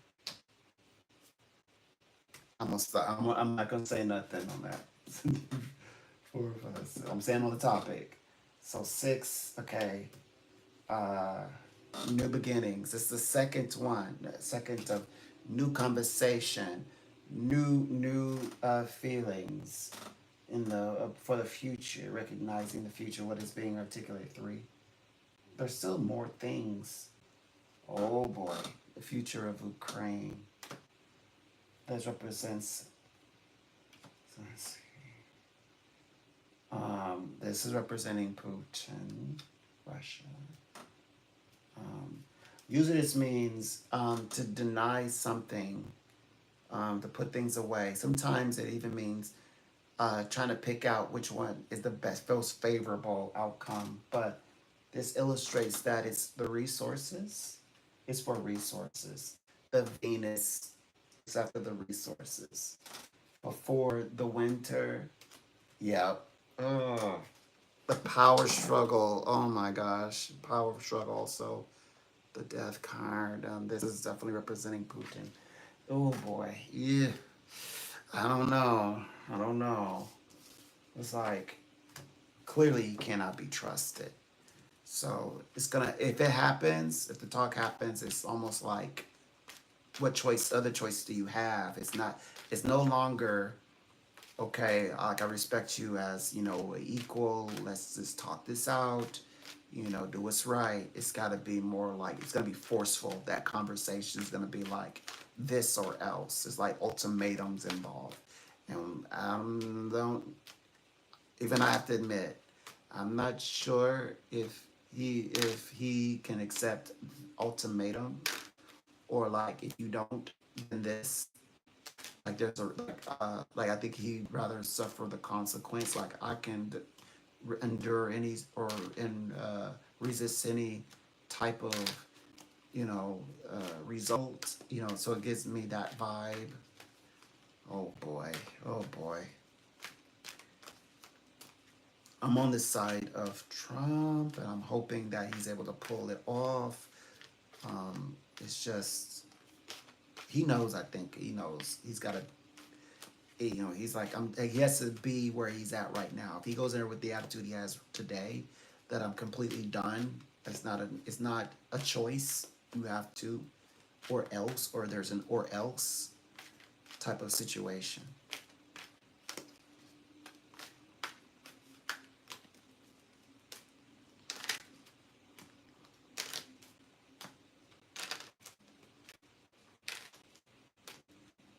And then he will have a chance. And this is on the borderline of a miracle because the poem goes, Hephaestus, right, who was in love with and promised Aphrodite. He was okay. So the story right goes. So Putin was promised Ukraine and in this lifetime, and he doesn't want to let her go. He does not want to let her go. Like it's almost like, I mean, there's times when I felt like like unto his grave, he just wasn't gonna like do what's right and come on, let's negotiate and I get this like the reading says he wants all of her. He wants the whole her. He wants all of her, not part of her, all of her. So it's like, how can you make someone who's in that mindset happy with only parts or portions? You know, her silk scarf. I don't know. It's a tricky one. That's why they're the leaders. We'll just have to see from here. We'll just have to just see how it plays out. I'm definitely nervous, but if this is the our President Trump says he's going to go this route, I'm 1,000% right there behind him supporting it. I got my crystal ball with me, but still, I'm still very much supportive. So I guess we'll just let him do what he's meant to do, and that is be president, and see how it plays out, and pray opposite of what I'm seeing. Well, happens because we're praying that he's able to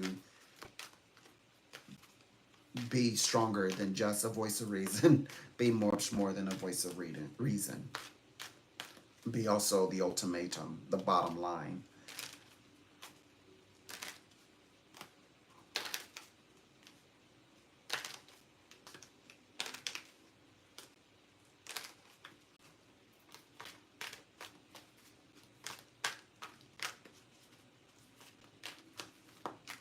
Okay.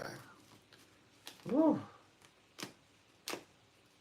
Claircognizance, psychic ability, and there we go. It's not. That's I wouldn't. It could be a revelation, but I wouldn't call it a prophecy. It's more like a revelation.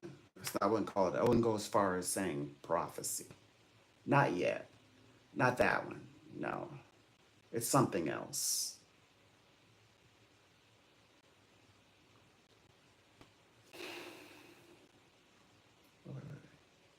Where's the?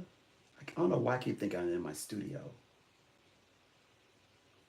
Okay, it is. Okay, how long have I been? Okay, I've been here for 2 point. Okay, so I don't know. Oh, nearly 2 hours. So okay, I'm gonna be in for another 8 minutes. Another 8 minutes. I know I could do three. I know I'm supposed to do 3 hours. I know. I was supposed to do 3 hours, but I might come back. Another three. Another. That would be like, well, the final hour. I don't know. I might can. I'll try. I'll try to stick it out for my last hour, because I would have already done. Well, even though I came in a little late. So. So it's 8 o'clock. That puts me at 1 more hour. Okay. Well, I'm already on it now, so it's already uh, last minute. So I'll see what I can do. Okay, I'll try to hold out and get this little discipline. It's just that I was supposed to do this tomorrow. I end up doing it today. It just have to just come. It just have to just work. Okay.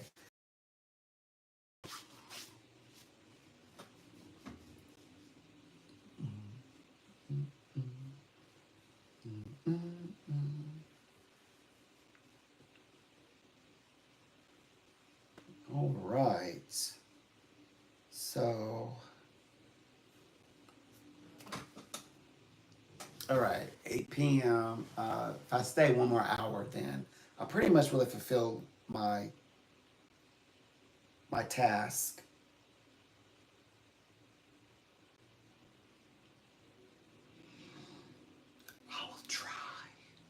I will try. I'm working on it. A little dark in here, I notice. Oh gosh. That light's gonna be hot.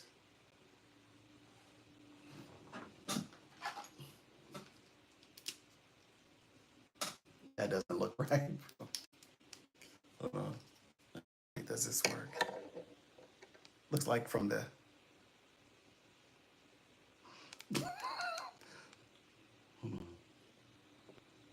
Okay, I can do it that way. Hold on. The eight. That little.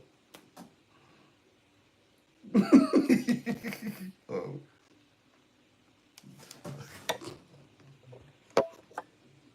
Where can I put this though? Uh,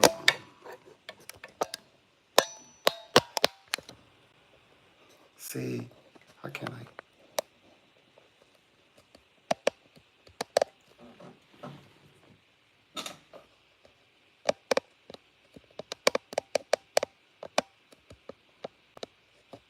Something like that. Okay.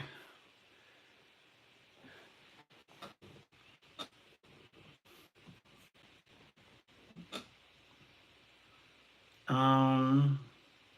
Yeah. There's light. Let there be light.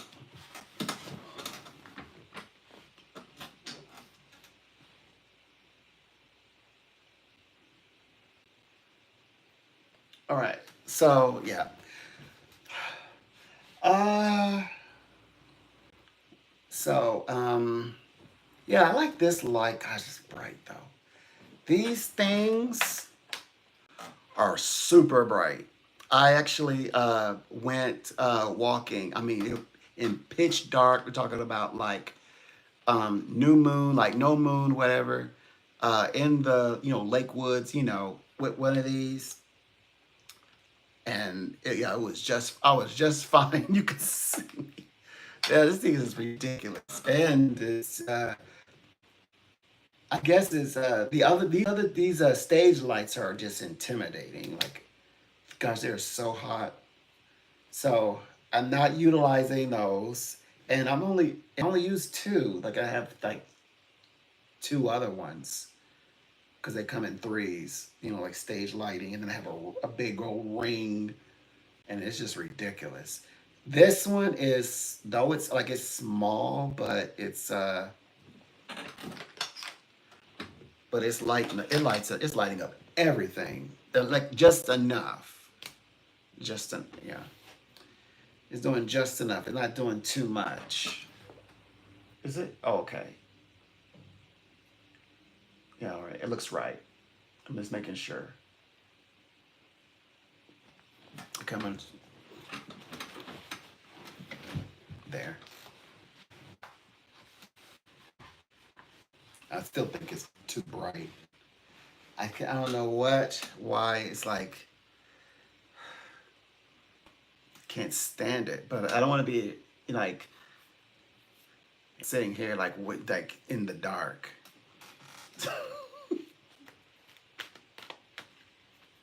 Okay. So our president, if he gets this, that means he's definitely gonna get that Nobel Prize nomination. That he'll be a shoe in. You won't have to worry about that if he can get Russia sorted out. So that means, and by the way, I was reading his astrological scopes. He doesn't mess around when it comes to if something's gonna make him look good. And also he's doing this, in what sign? Guess who? Leo. Leo himself, the Mr. Center of the universe himself, with Trump's personality, although he's the sign he's in, astrological sign is Cancer. Oh yeah, and he wants this Nobel Prize because what's gonna make him look and feel. Oh, look out, Mister Putin, look out, because he's not playing. He's not playing any games.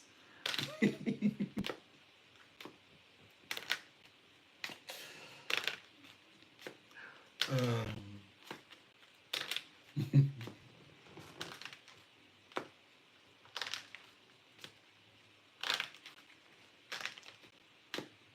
But, both of them are going to be quite entertaining.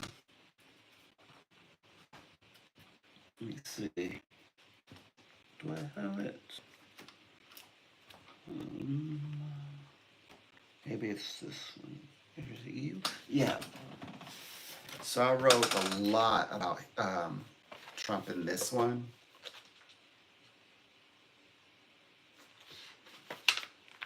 I also wrote about Kamala Harris as well. And yeah, it said a lot about, you know, like that's one line that he would never allow to that line to be crossed. Like mess with his identity, like the way he is seen in his image. You don't want to mess with that. That's a great way to break up a friendship permanently.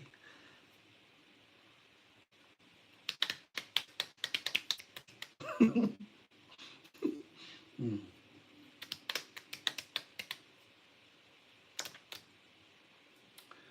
Okay. Um. Yeah, this one's gonna be a challenge for like. Uh, I don't know. I'm gonna do my best. I don't know if I can. Wow, I'm in an entire hour, bro. I don't know if I'll try.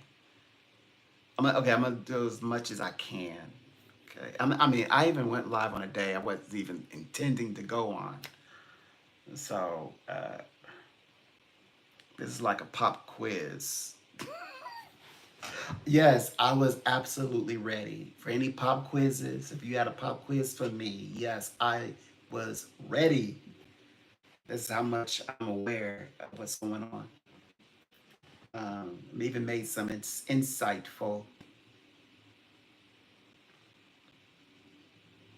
conversations.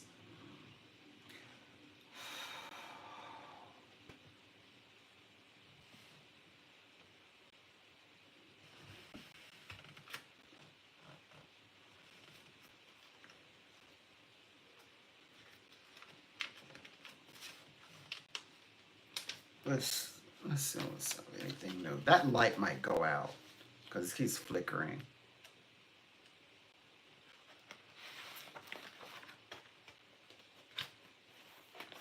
It reminds me of like when people take out their flashlight and they're like asking, "Are there any spirits in here that want to communicate?"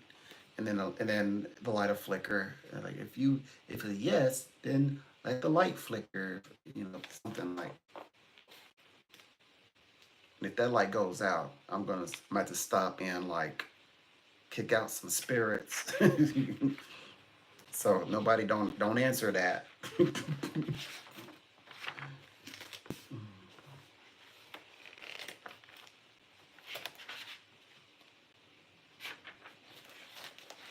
Okay, let's see.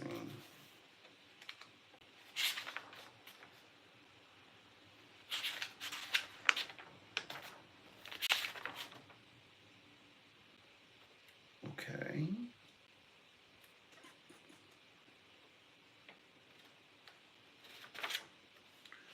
See, it says that he has a strong Cancer connection with his. Now he does have Mercury and like very strong Mercury, but his sun is in Taurus. Yeah, which he has to. He works things out. Oh,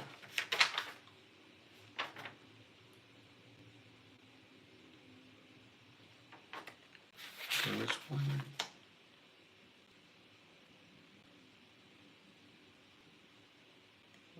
Okay, yeah. Okay, so here goes. The sun. Okay, the sun. Okay. President Donald J. Trump Third house, okay. It says active, creative mind and communicates ideas, okay, successfully, okay. Teaching, lecturing, writing, you know, the good stuff. Moon vibrations is associated with his fourth house. The sign for Cancer. That's why Vance and himself, I understand why Vance was the pick. Vance is about security. Trump is about, gives him that assurance. When it comes to homeland and security, perfect. And then Vance is like right there. So there you go. That's a shoe in. Also, latter parts of life, as the meat becomes the King of Pentacles and latter. So so he's working with a sign for Cancer, though he's a Taurus, but he also becomes the King of Pentacles, which I've been referring to him as you now you know why. I wasn't. I know people thought you're just dreaming that up. Now you're gonna let that all that money walk by you and pretend that's not walking by you, past you. Now you're gonna let it walk past you, billions of dollars walk past you. Pretend you don't see that. Good. Now I can say good luck with that. Good luck. It says Trump is protective. Okay. Toward family. Yeah, obviously shrewd. Yeah, we need to be shrewd right now. Witty talker. Yep. Common sense. He loves common sense. We heard him say that. Uranus. Okay, so what's going on is Uranus with Taurus. Uranus is on it kind of on its own right now, but promoting willpower. Yeah, powerful financial luck. Yeah, we know. I love it when he brags about that. Um, what else? Social charm. Yeah, he has admirers. We know that. Let's see. Okay, let's see what his Venus and Jupiter looks like. Harmonious relationships, love is easily expressed. Um, Also brings good money luck. This man, his astrological chart, he's bragging about like all his money luck he has. Jupiter in Leo. Oh, by the way, we're entering to Leo tomorrow, his first day, and Jupiter is doing a thing with Venus. Okay, so Donald J. Trump says brought on by the regal planet Jupiter bestows an extraordinary public appeal. Clearly, so it's gonna be very busy next week, Friday. Oh boy, Trump is well suited for but television, theater, movie, wherever you put him at, politics, advertising, and public relations. Do I need to say more? Trump's full potential is achieved through leadership, therefore cannot suffer the unhappiness forced to stay in a lower rung. Now, that's gonna be interesting conversation. He can't take the lower step. Um, mm-mm. Thinking big, ambitious, extravagance. Yeah, definitely a penchant for grandeur, extravagance. Yep. Openly, by the way, not quietly. Um, he doesn't claim to be frugal. Useful skill, just good rhythm. It's great with money. That's all. Useful skill. Um, Professions as the entertainment industry, world of fashion, high-powered selling jobs, and predestined to succeed. 2024, year of resources. Um, uh, the problem. Okay, the problem. What is the problem? That success comes too easily. So there is a catch to it, all of this, moreover. And it says hidden intentions from others will later be revealed. Yep. I mean, definitely that's talking about Putin. We know that. People's, and like people's intentions, like, certain groups of people,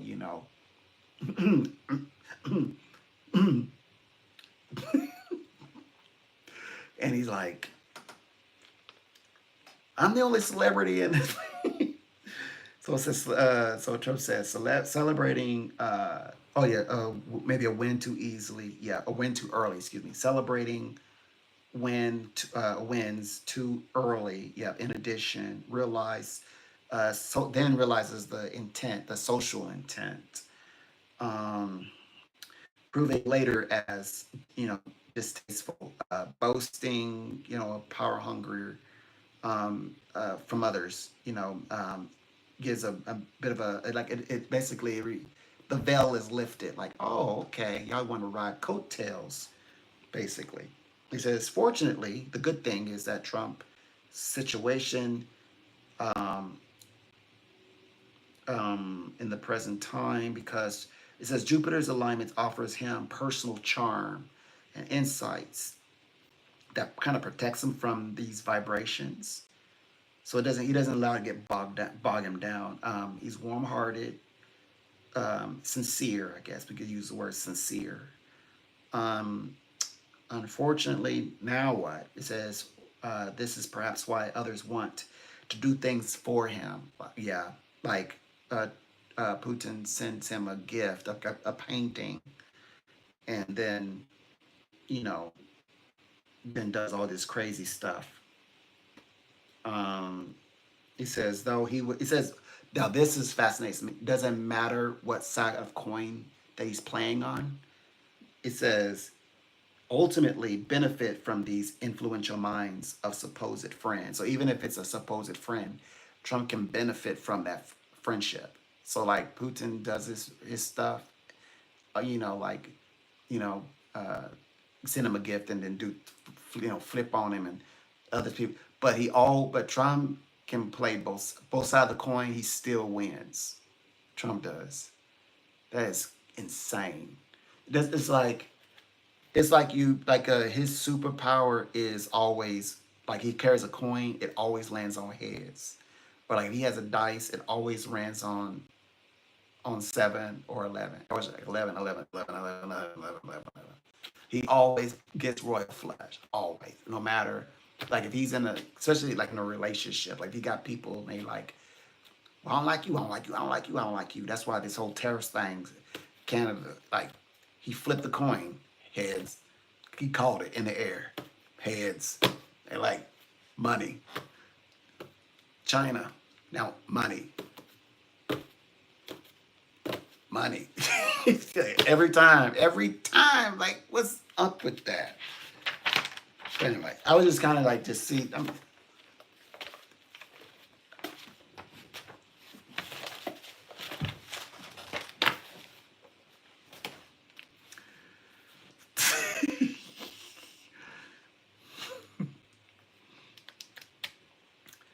I know.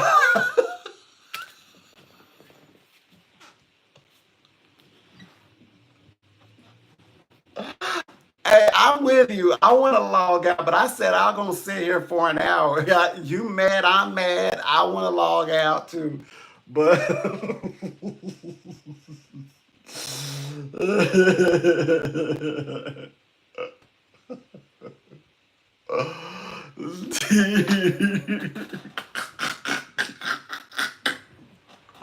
I told y'all about messing with me. Y'all up in my mouth, all up in my grill. Y'all know y'all not ready for this information.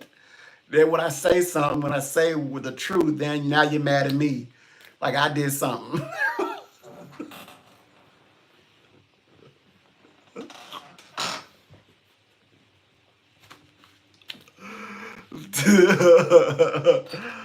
But hey, y'all are crazy. Y'all are really because I said the truth. See, that's you know what that's called to me. That's astrology to me. What I just did, that's astrology. I know it's crazy. That formula is also yes, that's the formula that I'm talking about. The difference is I actually interpret that formula, but with these. So these are just a formula. It just needs interpreting. I just need to interpret it now. Put it in a language. Oh my gosh. I didn't blew somebody's whole brain. Their whole brain is blown up. My bad. I'm sorry. I'm sorry. Your feelings hurt. I'm the one who had to read it.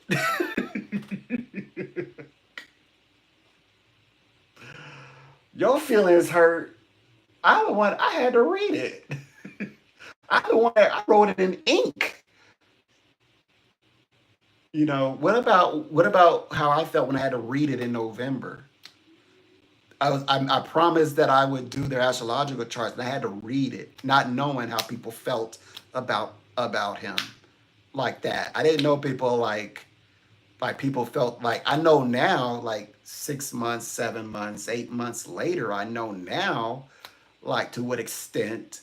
But I didn't know. I thought there was like just two candidates, and unbiased. Let's look at their charts.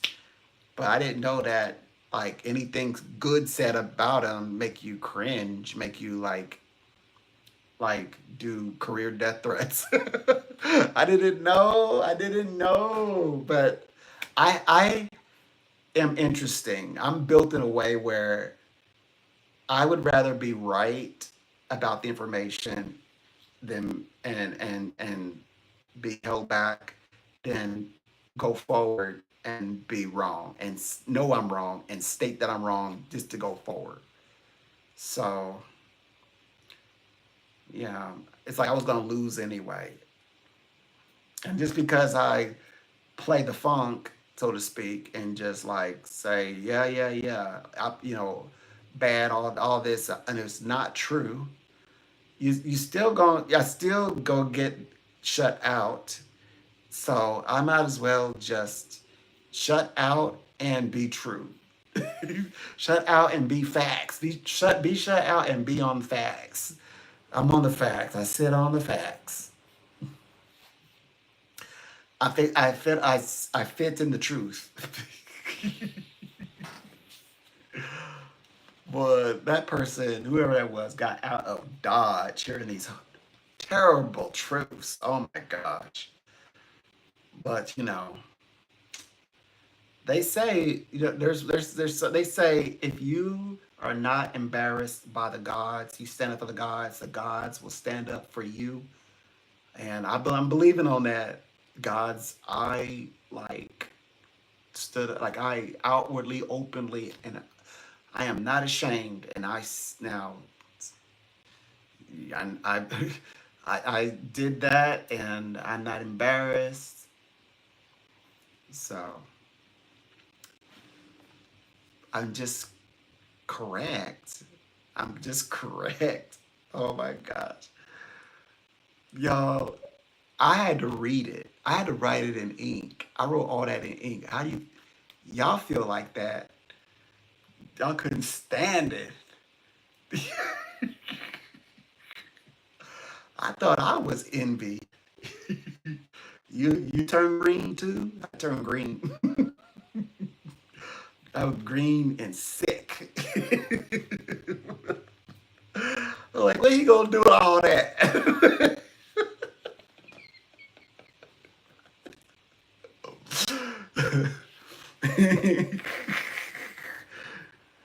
And then I went and I wrote about Bitcoin. I'm like, Bitcoin, Bitcoin, Bitcoin, Bitcoin, yeah. And it's like,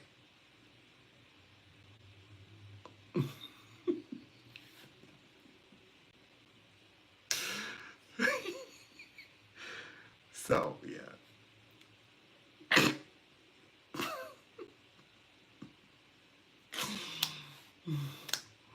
But I did spread it around. I said, look, I'm giving you fair warning. This is what you're gonna wanna know. Bitcoin is gonna break that six figure. No, it ain't gonna make it six figure. Bitcoin gonna be big. It's only gonna be but big. But Bitcoin only in competition with Bitcoin. And in fact, Bitcoin is so much in control of the market, it drives the market. Do you even know what that means? They didn't even know what that even meant. Okay, as an example, here's Bitcoin. Here's any other currency. If Bitcoin deliberately flubs up a day's work, this one has to carry the burden, not Bitcoin. So if Bitcoin has a goes dips, They all any one of these has to carry the burden, and Bitcoin still stays up on its worst day. It drives. That's why when I say that, that's what I mean and I say it drives the market. And then like just willed itself goes up 6 figures. 6 figures. So where does it leave these? Like people will take these and brag on them, but then you like look at the number, you be like, and you do the comparisons, like the, like they're not even in the same league. They're not in the same league. I know that the other part of the world like Adidas, but I know some parts of the world like Nike. But you look at the Adidas, you're like, that's not Nikes. But you want to say, oh no, they equal, they equal. But but you know which ones are which. You know them apart, and the both of them are nice. But you know Nike, and then you know Adidas.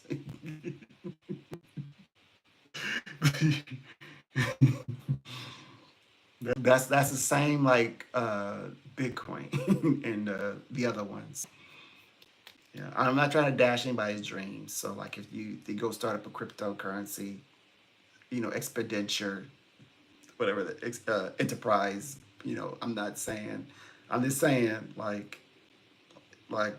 there's a whole group that you can compete with, but then they like comparing that to Bitcoin, like that's out of their league.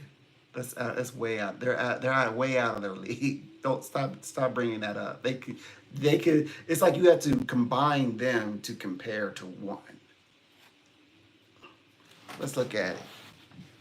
I ain't even looked at it. Let's look at it. Hold on. Let's type it up.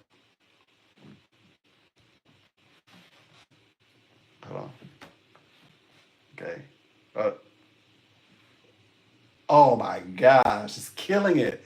116,669 dollars and 26 cents. 26 cents.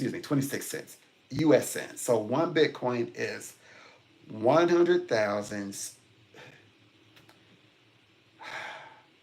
116,669 USD and 26 cents. That's where it is right now.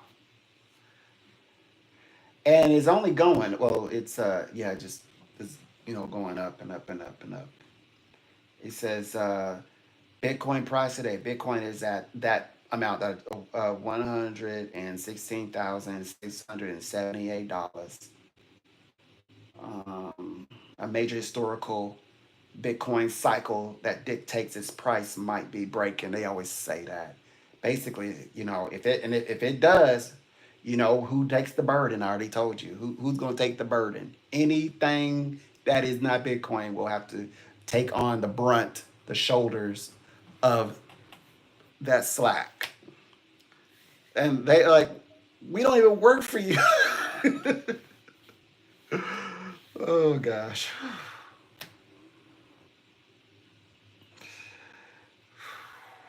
That prediction was huge. That big prediction. And I was making this like a year before. They had reached out to me and asked me. They said which one we go to. They list all of the ones. They were international. I kept saying Bitcoin, Bitcoin, Bitcoin.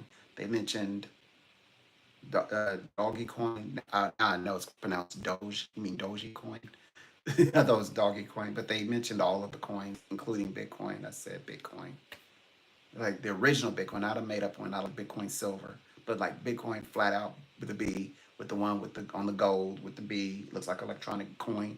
That one will always smother the rest, and I stay by that. And I just read it.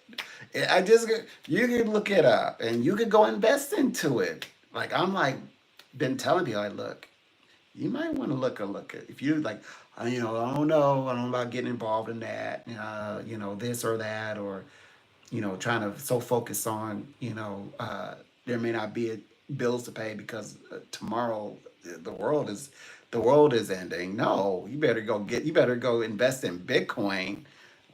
I mean, I'm a psychic. I made psych predictions around it. I, I posted its trends. What are you waiting on? Why are you waiting? I can't make you do something you don't want to do. If you don't want to do it, that's okay.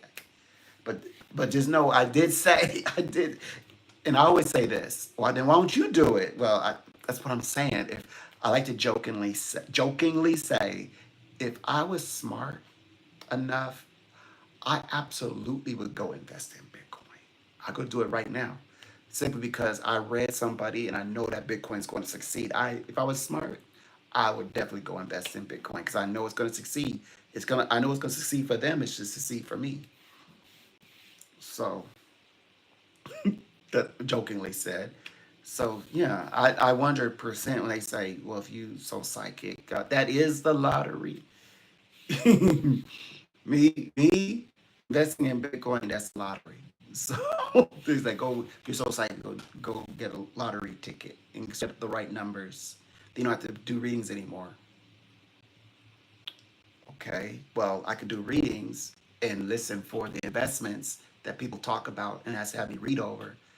And the ones that's going to work on that they're going to invest in, I follow right behind them.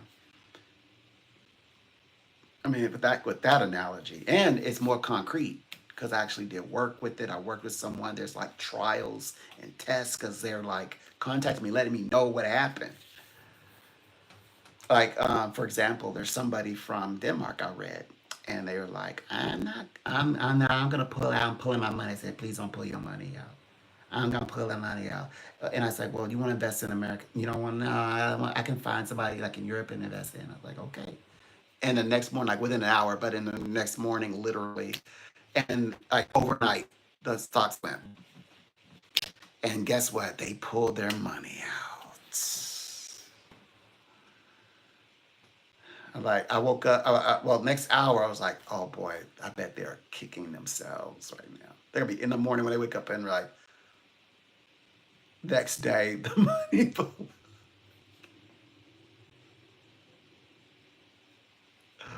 The money shot up the next morning, like within hours. Like within an hour's time, I was notified. But like in the morning, it's like, and I didn't bring it up to them. I never mentioned it again. I didn't say, oh, by the way, remember when gonna go for this, when you're gonna pull your money out? Like we could have kept money right there in your pockets. Mm. Just don't become complaining. You spend a little bit of time with me because you know that money come back to you. Mm. Mm. Oh boy.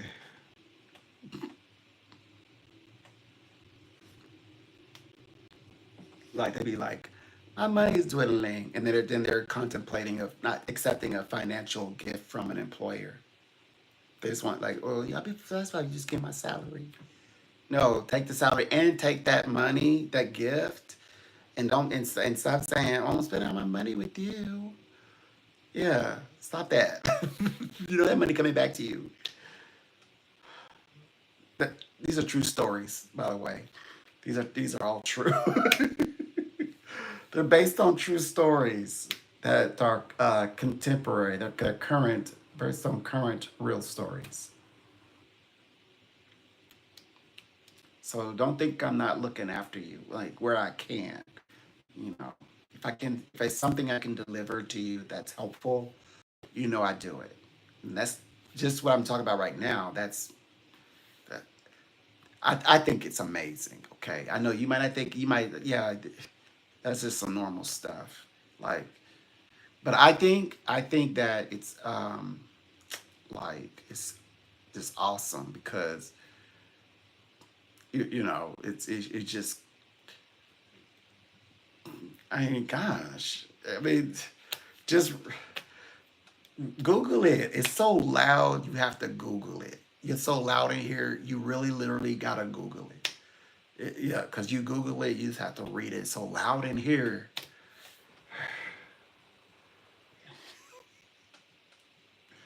And I don't know how much more louder I can get. 'Cause, I'm just catching up. I'm just realizing what I just said. I didn't mean to come off like that.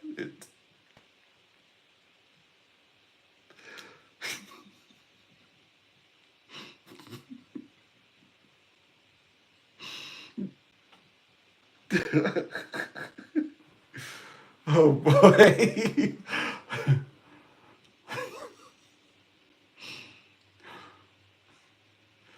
Oh boy.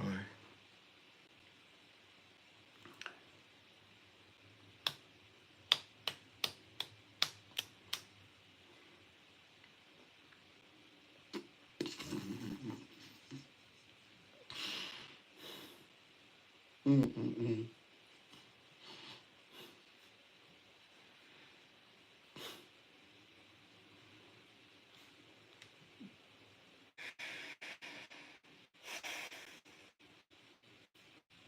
Okay.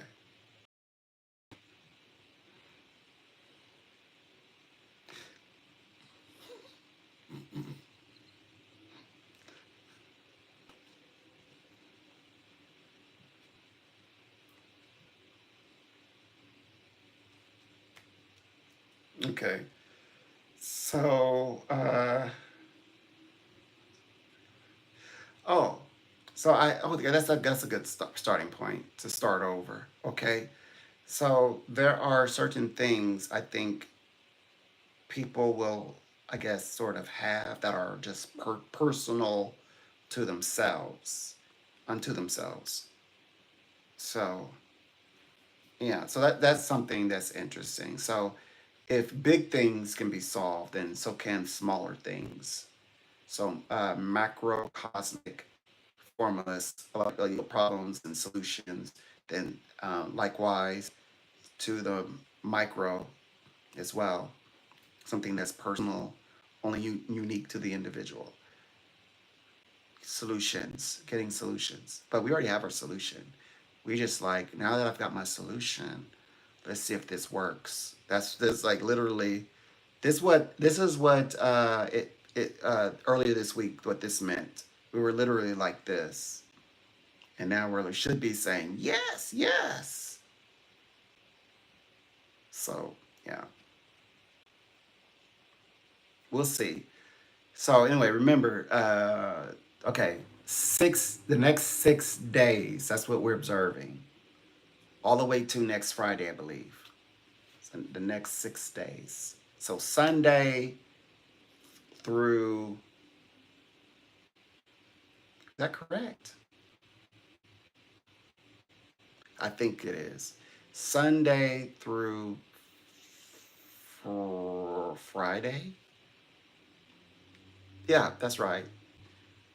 Sunday through Friday. We're gonna keep an eye out, to see what happens, see how it plays out, and see if anything big happens. And I know that, of course, high as well as below. So anything happening in the high, anything happening in the low, we're gonna keep an eye on.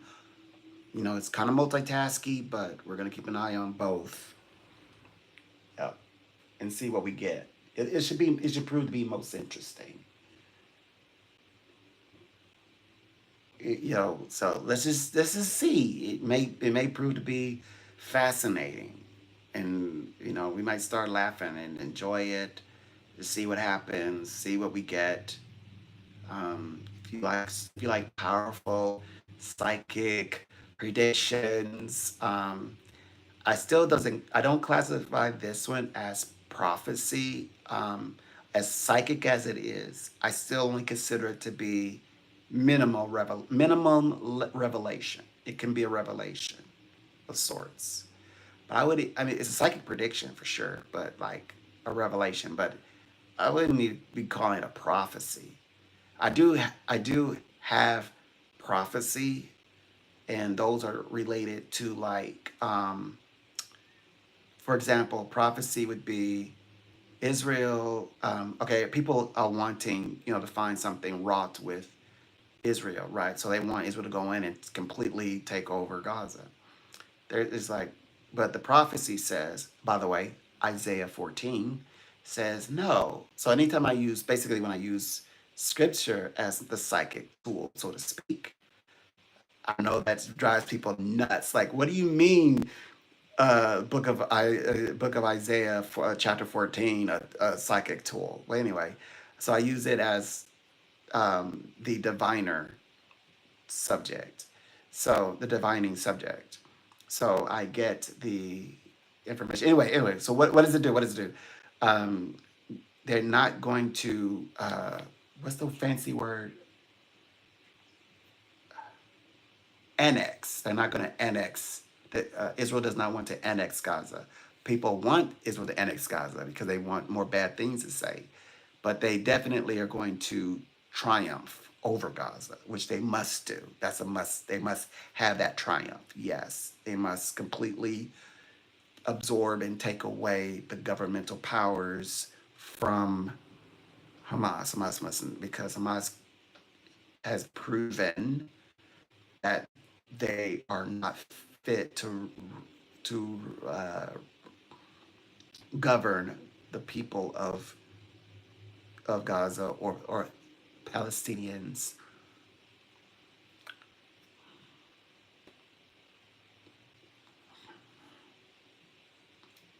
That's what I deem that prophecy. That is prophecy. Uh-huh. Um, right. So I'm just like letting you know, like, when do you start going all flipping out and you're, like, you see the white of your eyes? Like, what does it take to get you there? I don't do that. Like, my hair starts standing on end and all, and I look like I just did this, you know. Yeah. You've seen me. You've seen me before. You've seen me do it. Yeah, that's when I think, when it's really prophecy, when it's real prophecy, that's when I look like that. Well, when I call it prophecy. The rest is just me showing off. The rest is just like, I have powerful revelations, or if that it's like it's humming. It's not even necessarily revelation. It's just like humming it, but psychically connecting. But if it was, but it's not even surpassing revelation. It's not even. It just is just like everything that's happening. But it's trending towards it though.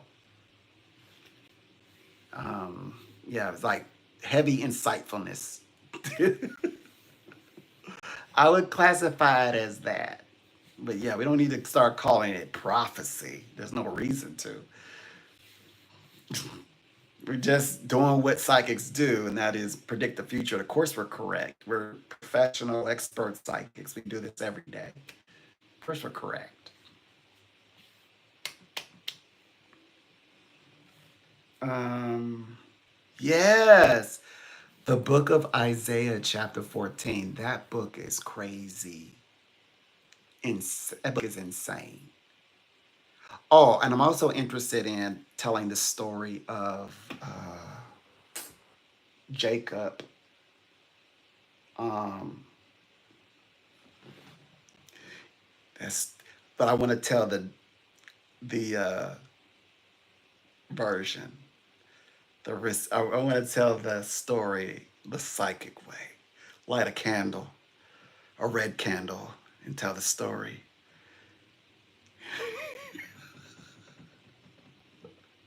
I'm about ready to start some trouble.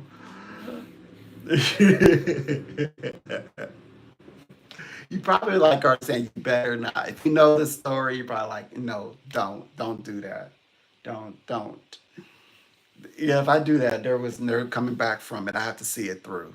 Kind of like, look, don't dress like that unless you dress like that if you're gonna do it, go all the way through. Finish it up. So if I bring it up, I have to finish it. I have to finish it up. But yeah, if I open up this conversation, which is it's like when you're applauding something, but you're like, people are like, oh, no, don't applaud that. But it's not bad. It's just another angle from that story that it's like a story within a story that should be told. That story is not told.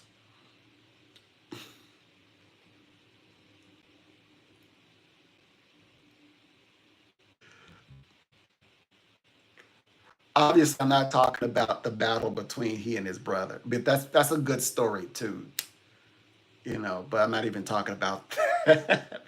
I even have a special way of telling that story about the brother, but no, I'm talking about his exploits. Well, it really wasn't it's not wasn't his exploits. That's the story. That's the story right there. Oh my gosh. That's a perfect, and it's a perfect storytelling situation. It'll be fun to tell it in here because you know I like to get settled in and tell a story. That story is gonna be crazy if I decide to do it because I'm gonna let it all. I'm gonna be nice and comfy. Of course, I'm gonna need a few hours. Those stories are long, but yeah, I know that I would have a lot of fun with that on the TikTok. That's what I'm thinking about targeting that story, channeling the story. At least it would be true. It's nothing but the truth, but it's hilarious the way you can, and it's true, and you word it well. You see it from the perspectives, I guess. You're like, I don't know what you're talking about. Don't worry. When I tell this story, you're gonna love it. I gotta go find my thumbnails. And I'll do it in this format because I like to sometimes show. I like to do it in the studio because I can show pictures, things. But I'll do a nice thumbnail and then you'll just get it, and then I'll do it this format and tell the story. Yeah, kind of like we were on FaceTime and I'm telling you a story. So I will do that. Let me figure it out. Let me get centered, get the story right. Because if I'm gonna do it, I gotta be 100,000% dedicated. And I'm already thinking, I'm like, whoa, you gotta tell this story twice. So I might just do it over TikTok first, get a little practice in, and then I can come in and tell it right here, and then have a good time with it, and hopefully don't keep you as long. Because I can imagine if I tell that story, like, yeah, I'm gonna be over. It's gonna be a few hours. I already know 2 hours just to tell the story. So like, it's gonna be like a few hours, like maybe 3 hours, sometime maybe 4 hours. So I'm gonna, because that's what usually happens. Usually I go to TikTok and I tell them the story first, and they get the 4 hour version and some change, and then I come over here and y'all just get the 2 hour, 3 hour version. Because I had a time to a chance to refine it, and I know exactly where everything is. Go hunt for it. I don't think I hunt for things. And sometimes like these stories, like they blow my mind. Sometimes I have to like reread things. I'm like, wait a minute, let me say that one more time. I'm like, and this is gonna be one of those stories. Oh my gosh. I've played with it in chat boxes, like I mentioned, and people like you probably already know where my mind is at. All you have to do is think about it. It's not hard. It's not hard. If you know the story, you know exactly what I'm thinking of. Like, oh boy, here we go. But no, it's gonna be positive. I mean, it's not like saying, what about? It's not like a gotcha moment. It's not that. It's the beauty of the stories. Like different stories make a complete story. It's one of those things. Oh, we did really well. I only have like what 10 minutes more or 11 minutes or something like that to go. Nice. Okay.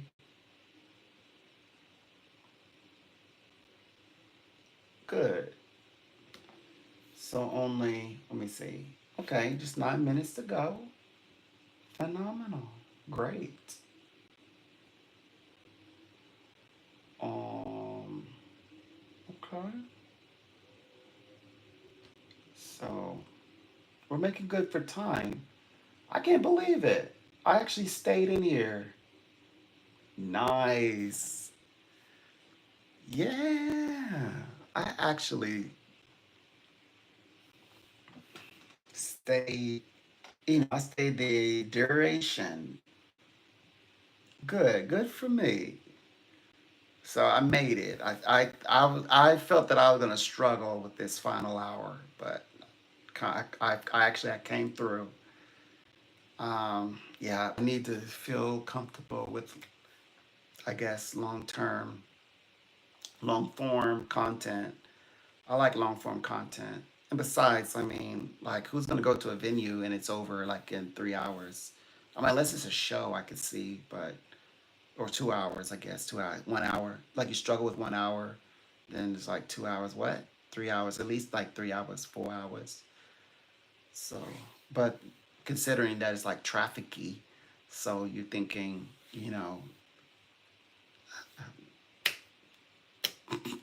throughout the day, so people can like traffic in and out. I mean by that, I mean like come and visit the venue specifically, come visit the venue and move about and things like that. And other people come and some people are going and things like that. Breaking for lunch, then reconvening in a hall, something like that. So that's what I meant. Okay, I'm gonna sit back, coast. I'm gonna relax and coast out, go, just kind of coast out a bit. I am going live tomorrow or in the morning. It's gonna be a busy one, so but at least I'll be here and see what happens, see what comes up. What come to? Oh, I won't have the evenings that I could contend with, so that'd be nice. Wait a minute. Actually, I take that back. Yes, I will. I actually will be here. Well, not if I'm going to be here, but I have to work. I'm thinking I could come at 6 p.m. tomorrow. Tomorrow's right. So tomorrow I can come, well, early in the morning and throughout the day. That means most of all the morning, basically, till 3 p.m. And then the next day, Monday, 4 p.m. And then Monday, I don't have to like do anything on in the evening. So tomorrow though I do. So tomorrow I'll be, well, I might, well, there's no reason why I shouldn't be able to go live at 6 o'clock p.m. The actual time that I said I was coming. So anyway, I'll come up with a live for that one. If not the story, I don't know when I'm gonna start the story. It may be like Monday, but I just want to make sure that I'm actually like dedicated. And since I won't be using visuals, I just need to create a thumbnail. All I am gonna need is, of course, um, the scriptures to follow along to tell the story, to convey the story. Um, yeah, the rest will follow. And we'll get back to. I know we're also, how we do with the Bhagavad Gita. We read a chapter every so when, and I think that we're on chapter 13. There's 18 chapters total, but so we're on 13 now. The next one, I think. So yeah. So we'll have to get that one. Maybe we'll do the Bhagavad Gita chapter first. Get that another one notched under our belt, and then see what they're talking about. Sounds like people are getting that good spiritual. I believe it's connected to the like the what do you call it? The ancient side to humanity, the collective consciousness, because definitely like it's pure metaphysics, where metaphysics derive from the terms, the way that they capitalize the letters. It comes from that source. So, people definitely, are connected with it. So definitely going to do another chapter of that. So perhaps we should plan that one first. I'll find out whichever the chapter is, the 13 or 14. I think it's 12. I think it's either 13. I think it's 13. Then I'll do that, and then I'll properly tell Jacob's story.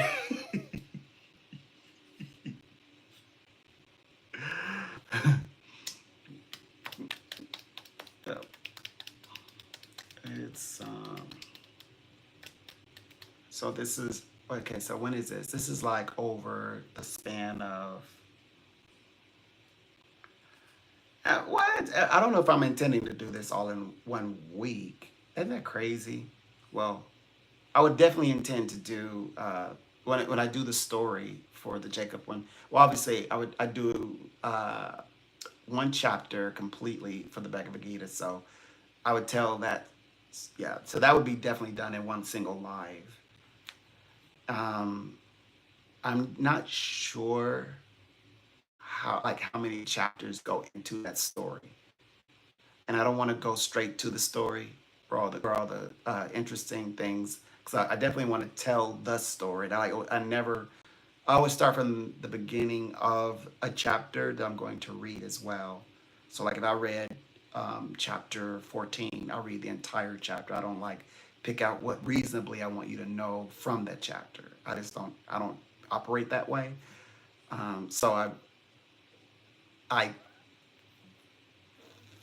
it may be maybe a few chapters, but that's okay, because it'll give different deeper understanding of what leading up to the part that I'm wanting to focus on. Yeah, this should be fun. Yeah, but what's interesting is I'm scrolling and they say things like when they say Jacob wrestled with an angel, and they're like confident that Jacob wrestled with an angel. It's like he never wrestled, or even wrestled. I've even heard them say wrestled with God, wrestled with God. Then I've heard then they say wrestled with an angel. That one's a lot, but he didn't wrestle with God. He didn't wrestle with an angel. He wrestled with a stranger. It was a stranger, and he names the place where he wrestled that person at. And when you look it up, what it means, when you translation, the it means the male phallic symbol. So it means a man who's come of age. This is a sign. This is where he's become, because he left a young strapping lad, grew up to be a young man. He's had he's had exploits by now, and then he's not in his prime no more. Like he's an older man, and so he wrestled with a stranger, and he named the place that represents, now he is a man of age. He's then got up there, and then he goes and I'm speeding across and giving you the rundown. Then he goes and makes up with his brother, who embraces him fully, and then he saves his brother's, um, you know, establishment, his business. He comes in, he swoops in, he saves everything. So that's pretty. So they end up making up in the end. They're like, these two are at battles and at odds, but they end up making up to, the two brothers end up making up in the end. Not to be confused with Cable and Aim. Obviously, can't, like, what are you trying to make up with a dead man? But I mean, like, but Jacob and Esau and the brothers, I mean, make up, hugging each other deeply. Yeah, embracing each other, and of course Esau welcoming his family into his household, and getting caught up, and hmm so yeah. Anyway, but we get now. Okay, so you heard that fast version, but you're gonna hear the other version. You'll hear it. Okay, it's 9 o'clock, and I'm officially done for the evening. It was a pleasure. I will be back in the morning